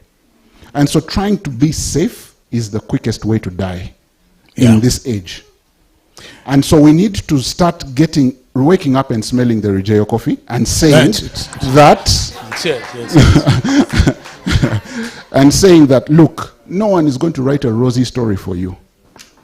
And by the time you start getting the pen to write it, there are guns pointed at you, your bank account is being emptied, and life is hard. So this is the responsibility we have on us, is to get as many people to start participating in this new economy. Because what happens then these many people become the majority. At some point, new money is going to outpace old money. Right. Because old money has a lot to lose. They're not going to jump onto crypto in a bandwagon. They have too much to lose. And so once we are making those rules, then we start writing the rules. When it comes to what do you do, start by buying your first 50K worth of Bitcoin. Right. Work gradually towards having a portion, not a significant, a portion of yourself exposed to crypto. That is the portion that will reward you the most in the next 10 years. I'm coming to talk to you on Monday. And then about the companies that Dr. Davis talked about, yes, those are some of the things that are now being made realized. I don't need a New York Stock Exchange. I don't need a USE.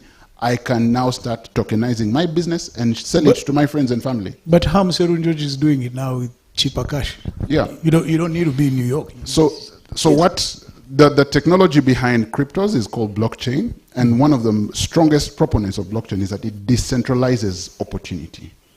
Where power was held in few big players, it is now held in individuals' hands, and Noah can wake up and sell shares of his company in token format and sell it to whoever cares, and they both enjoy the upside.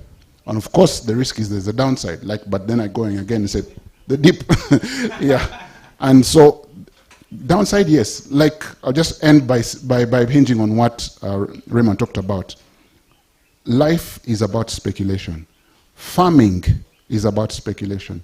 Every single thing we do is speculative. You wake up in the morning with this 100% confidence that the sun will rise, and it is purely on history. You don't have any fact that the sun cannot rise tomorrow. We're in an interesting constellation called the Orion constellation, and we have a supernova that's about to explode in a few light years away from us. It could wipe us out. It could explode tomorrow and wipe us out. We don't know. Stop scaring That's why, us. as humanity, we have this thing called faith. You have faith that when you put a coffee seed, seedling, in the ground, it will grow and become coffee. You have faith that when you sit on that stool, it has the structural integrity to hold you up. Life is driven by faith. So even money is no different. whether government or big company, it is no different. If all of you lost faith in the Uganda shilling, it would crash to oblivion. You are saying my digital whatever is more valuable than my actual self, right? And it's true. My son in school couldn't care less about what I was doing until the day I was verified on Twitter. Then you became daddy. I'll tell you that story. Ted, I want you to finish because we need... Oh yeah, Stella, you want to ask your question quickly and then Teddy will finish, because what we're doing here is not to conclude everything. It is to provoke a new way of discussing the things. As I said earlier on, I was motivated by the quality of the conversations we were having during lockdown, and I just couldn't understand that a whole country of over 2 million digital, well-educated citizens were just exchanging memes. It can't be that the whole day when we're doing nothing. So still a quick one and then tell you. Yep. Thank you, Robert.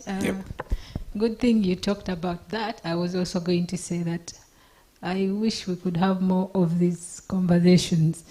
I will tell you, when I was sharing that post on Twitter and in my groups, someone told me,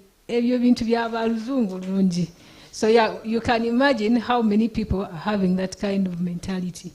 Like Noah said, we are the next generation of Africa. We are the visionaries ourselves.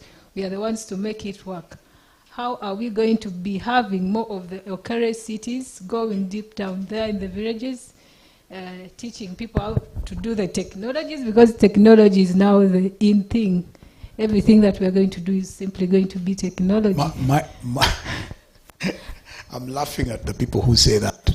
And I'll tell you, Stella, why I'm laughing.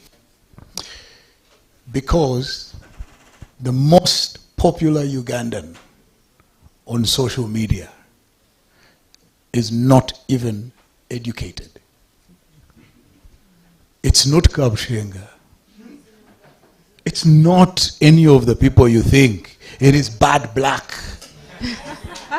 So anybody who tells me that the conversation we are having now is for people of Luzungu, they're just being ridiculous because they are not the ones constructing the conversation. So they want to downplay it. So they want to discourage you from having your own mind about these things. And I want to tell you, there is a story, I think, remove the politics from this story. There is a story you should pay attention to for its historical consequence. 41 men with 27 guns changed the history of this country. Who were they representing? Nobody. Who asked them to go? Who said you go and represent us? But you see how consequential they've become. Their actions of 36 years ago, 37 years ago. So people can laugh at what we're doing here or dismiss it because they're saying about Luzungu Nyo.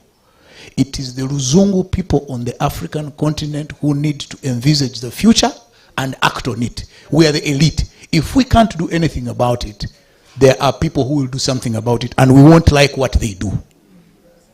So I don't buy that argument. That's the only reason I'll give you. I think we have a national responsibility.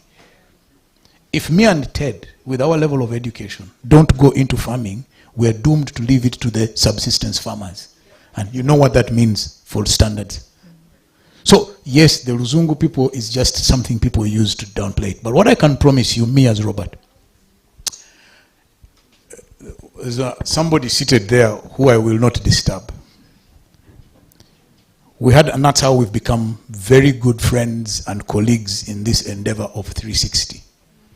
She told me after 40 days that we should reduce this mentoring to 2 days a week. I agreed in principle and ignored her in practice. Here we are now with what we've been able to achieve. So sometimes we just have to persist. So don't worry, I will persist in these conversations until I have only one listener, myself. Then I will go home. That It's good Yeah. then. So the conversation, this is the first one. The next one, I can now say this. The next one we're discussing with Noah, envisioning the future of digital currencies. Sherry, prepare. We're going to have a conversation. Me, you, Noah, Solomon. We're going to have that conversation. No, seriously. I mean, there is a whole pressure. Yeah, we're going to have it. And then maybe the subsequent one after that will probably be about another topic. And let's get the momentum moving. Who knows? Who knows? Teddy, finish this, and then I need to consult the boss. Because if the boss says we eat first, we shall eat first. If the boss says we go to the farm first, we go. Shamim, you have exactly 1 minute. Yes.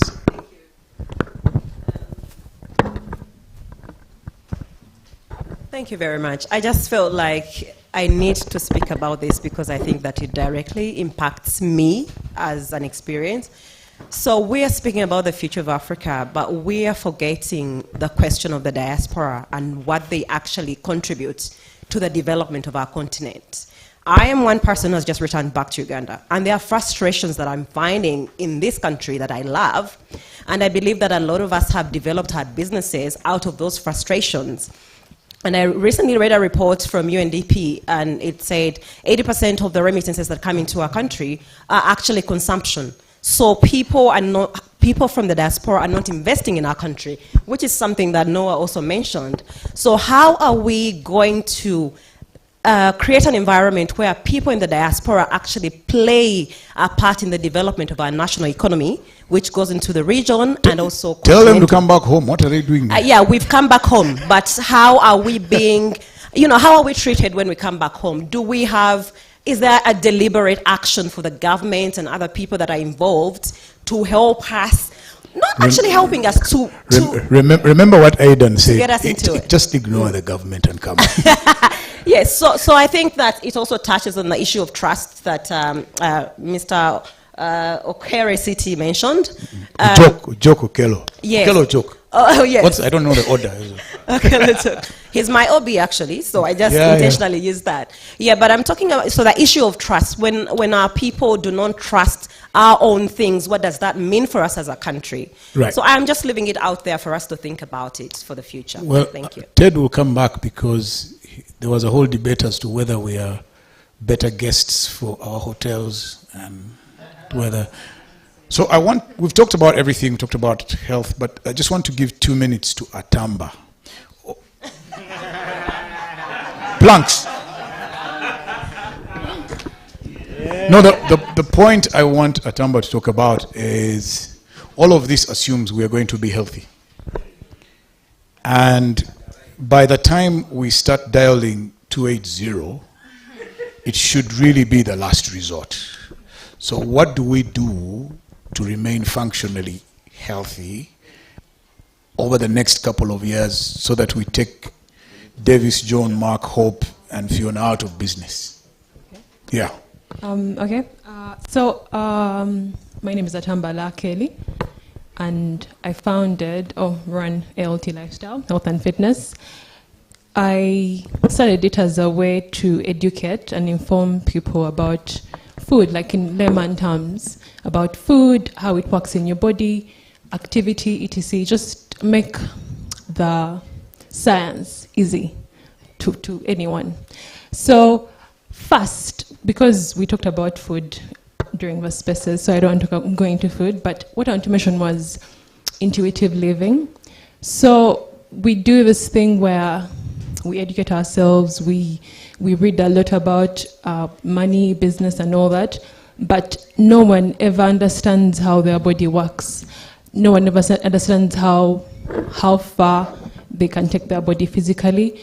No one understands what their body needs in terms of food, in terms of activity. And Natif does. He carries a bottle of whiskey to the mountain.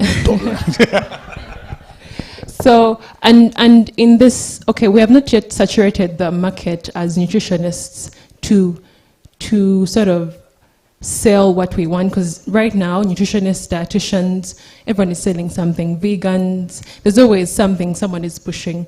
So there's never going to be a doctor, a dietitian, a nutritionist who's going to tell you how your body works, better than you. You should know better other than someone else.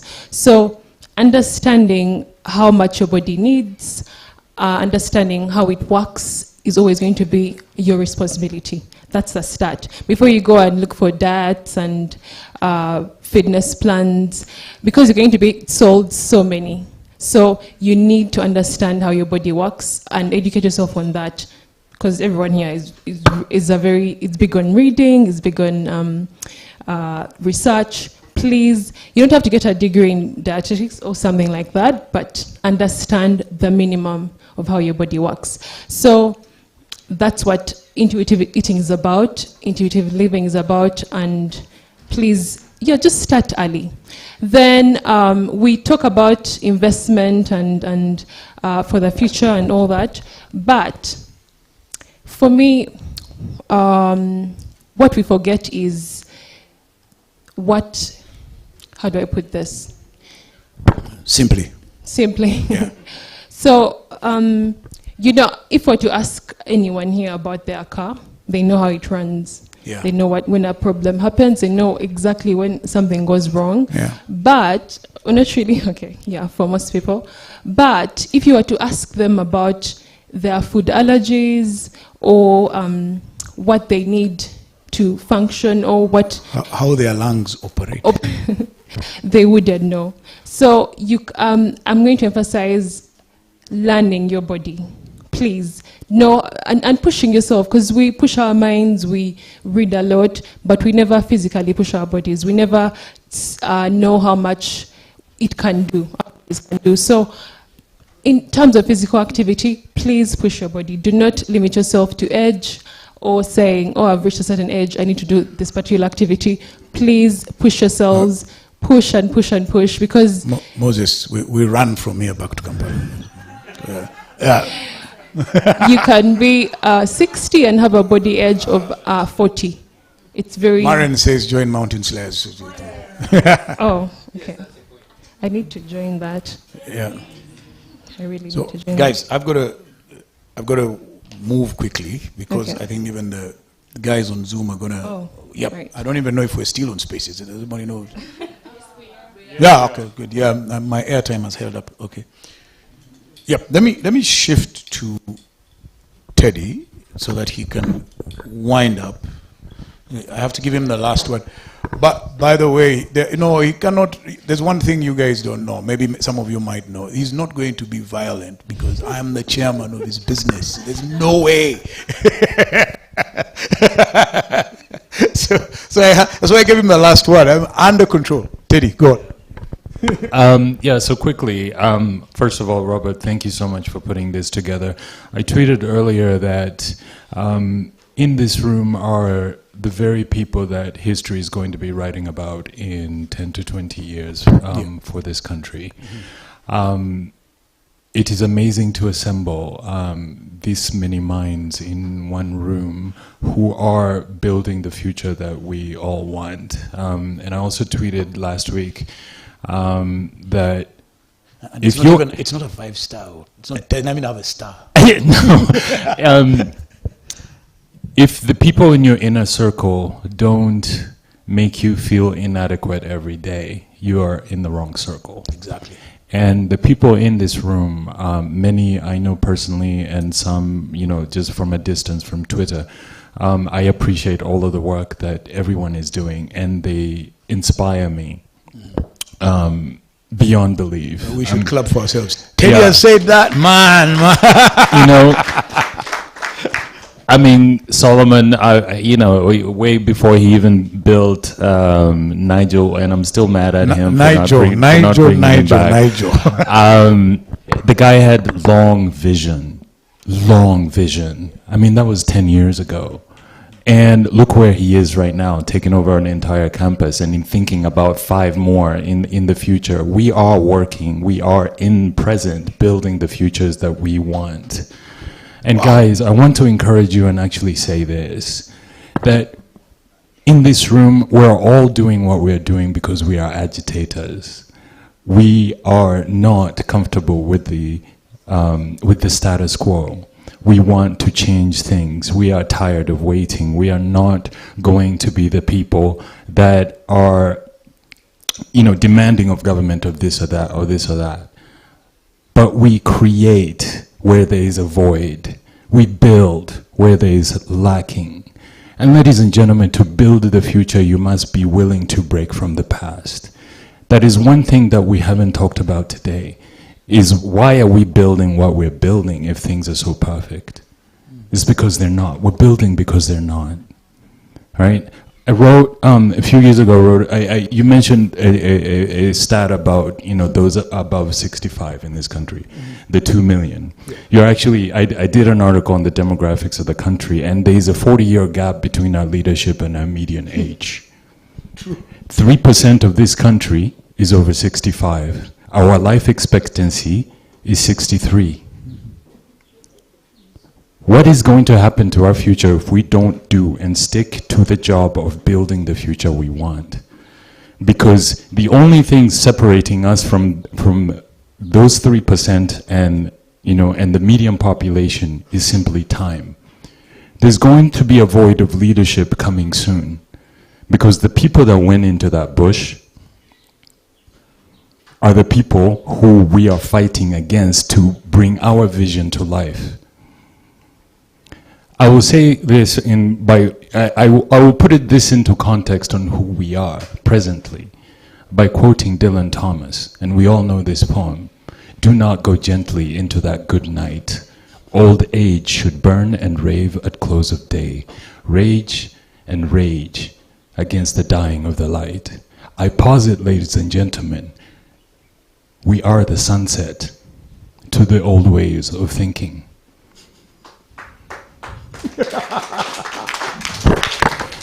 And the troubles you are going up against and the issues you are having against policy, etc., all of the things that I scream about on Twitter are because we are the sunset.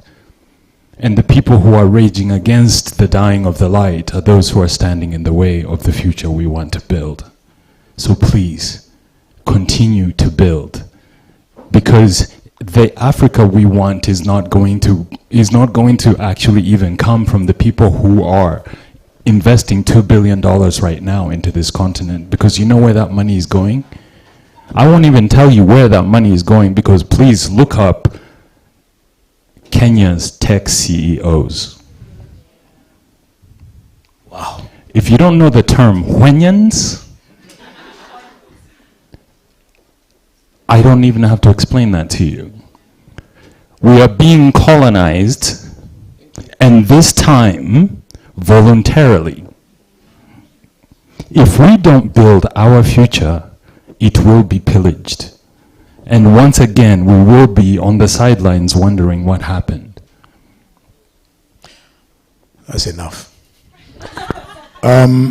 So I know him. So here's the deal. So the boss says we eat fast, and I can't. I have to go home and sleep, so I can't go against that.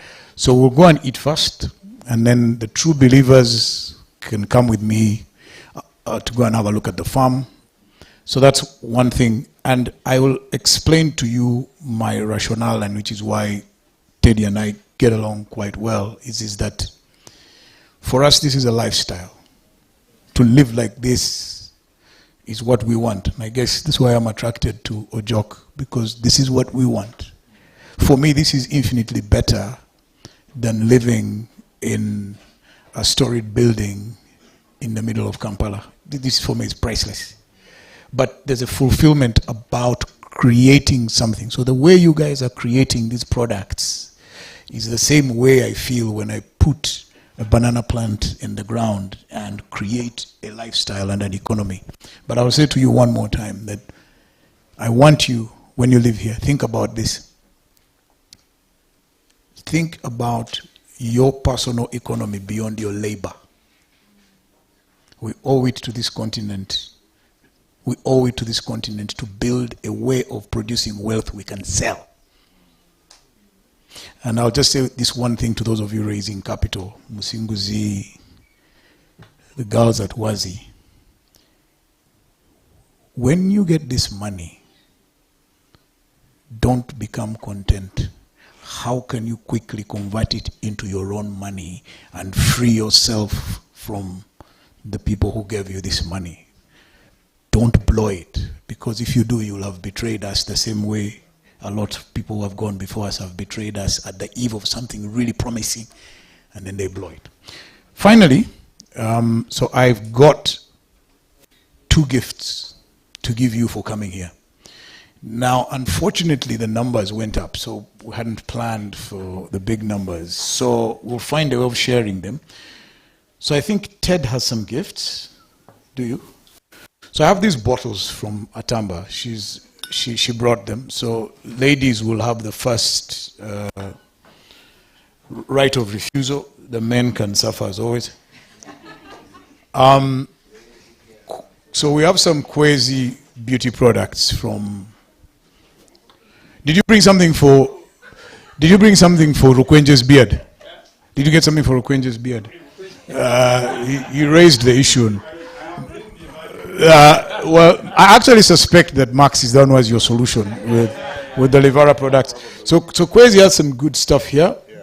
And there is this, and I'm going to open it for you. This was a special gift that was created, and I'm now going to talk about her. So there is one of us. I don't know how many of you know Ruth. She has run away. Ruth, come back. So Ruth Aine, who's part of 360. So Ruth is a quiet member of 360. So Ruth has a business called Mara Boxes. So Ruth does really, really good gifts. If you're planning on gifts, just give her the business, because she'll blow your customers' minds. So Ruth told me, get me the logo of 360, and she came up with that. So there is coffee and there is a mug. So you can't go away from here without coffee and a mug. And a spoon, yeah, there's a spoon for mixing coffee. Never put sugar in coffee. It's the best way to destroy taste. So this is good Robusta coffee. This is so I've got about 30 or so pieces that I'll give the ladies first, and then the men just before. Mm-hmm. And there's Kwezi gifts. They are well taken care of. So the lady will take it. Yeah. So sorry. So and then so we've got this. We've got the bottles. We'll have those figured out shortly. So the ladies will work out. So between Soleil and Ruth, let's find a way of distributing these. Just make sure. Yeah. Then please go and eat food first. So thank you everybody for coming to my little corner of the world. It's called Rujeyo Farm. Some people think it's in Chinchizi. Chinchizi is my village. Rujeyo is what it's called. I just stole a name and brought it here. And I'm proud of this man and his Kwezi products, because I know where we've been in this journey. I'm not a shareholder, but I'm his chairman, and I know exactly what's going on. So that's that, and I thank you. I thank the APT guys who have produced this and streamed it for us. So it's going to remain on YouTube permanently, so if people want to hear... By the way, there's lots of interest in what we had to say, so that's going to happen. I have a friend who also gave us money to make this work. He completely refuses to be identified, but he knows himself, and so thank you very much. MTN, where's Sheila? Come and they see you. So Sheila is the one who's made it possible for us to... Yeah.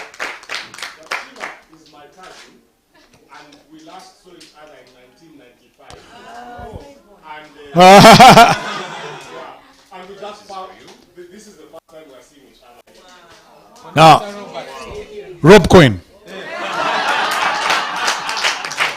But guys, I know that you, so Sheila is the one who made the whole MTN thing work. So you've got your gift of Kwezi. Yeah. And I just want to thank all of you for agreeing to come. Coming here isn't an easy task. Putting all of you together isn't easy. And I am grateful for your confidence in me. For you to agree to come is a sign of confidence in me. I didn't think I would command this kind of response ever since I became a street vendor. You know, I'm not employed anymore, so I do my business on the streets of.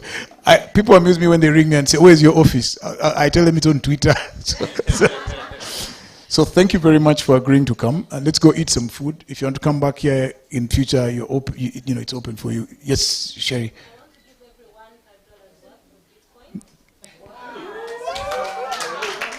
My wallet is on cheaper cash, so please do that very. That's all right. Well, I don't know what it is, but we're going to get it. I am getting it anyway. So.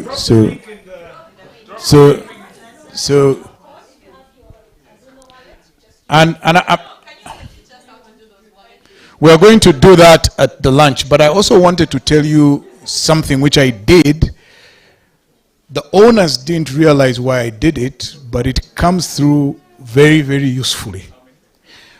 If you plan on dialing *280 at some point in your life, I suggest you do that now and give them all your details. Because then when you're sick, it will cut down the time that they have to first ask you, who are you? Which is your insurance card? Just call a doctor and say, I want my details in #280, whatever you call it. Just remember. So that if you ever get into a problem, you just dial and say, I am Kab Shenga, and immediately your records will come up. Yes.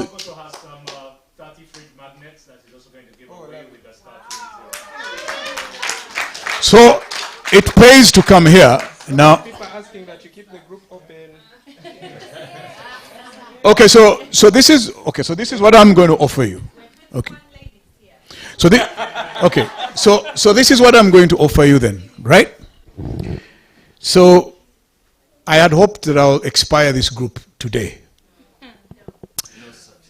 So what I'm going to offer you is by the end of April as a group. So we just plan this group and it's closed. We'll plan this. I'll just conduct a one day based on my experiences running a business, on the things you do when you are in my position. Forget what they taught you. I had absolutely zero managerial training when I arrived in that office.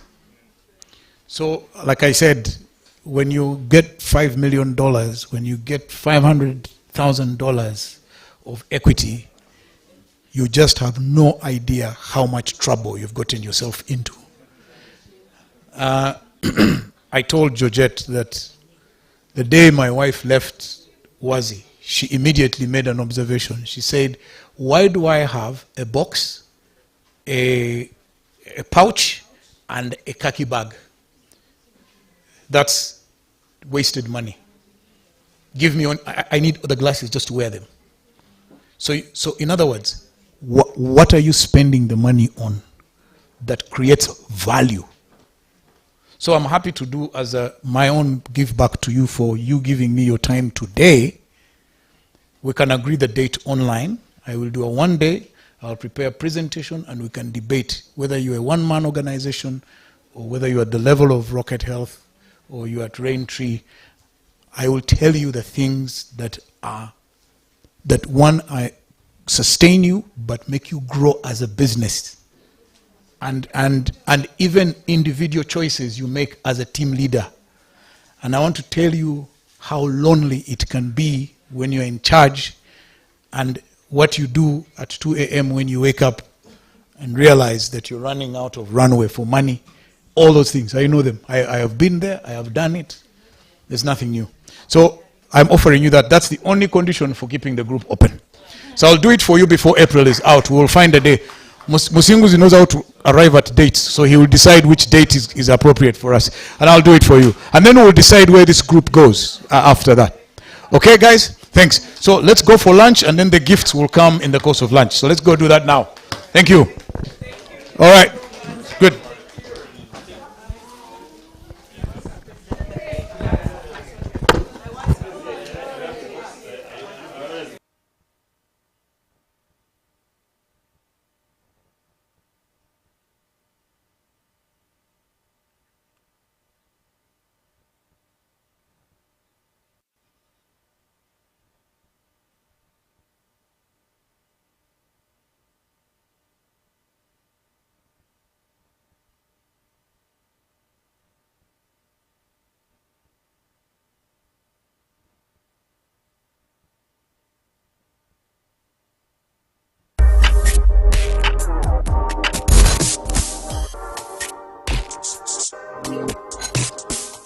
grow Robusta coffee, process it, and we also roast it and grind it for final consumption. What inspired me to become a coffee farmer is both my grandparents were coffee farmers, so I'm just maintaining a family tradition. The most enjoyable part of my work is to watch the coffee trees grow and produce beans. I've been working for the last 30 years. I have picked up a lot of experiences, a lot of lessons. I worked in the media, I met many great people, I talked to people high up, I talked to people low down. I think I know pretty much what life is all about. So you can ask me anything. You can ask me about parenting, you can ask me about business decisions, you can ask me about what car I think is best to drive. I will tell you which one it is. And also how to look after your dogs. Anything. So let's talk about anything and everything under the sun.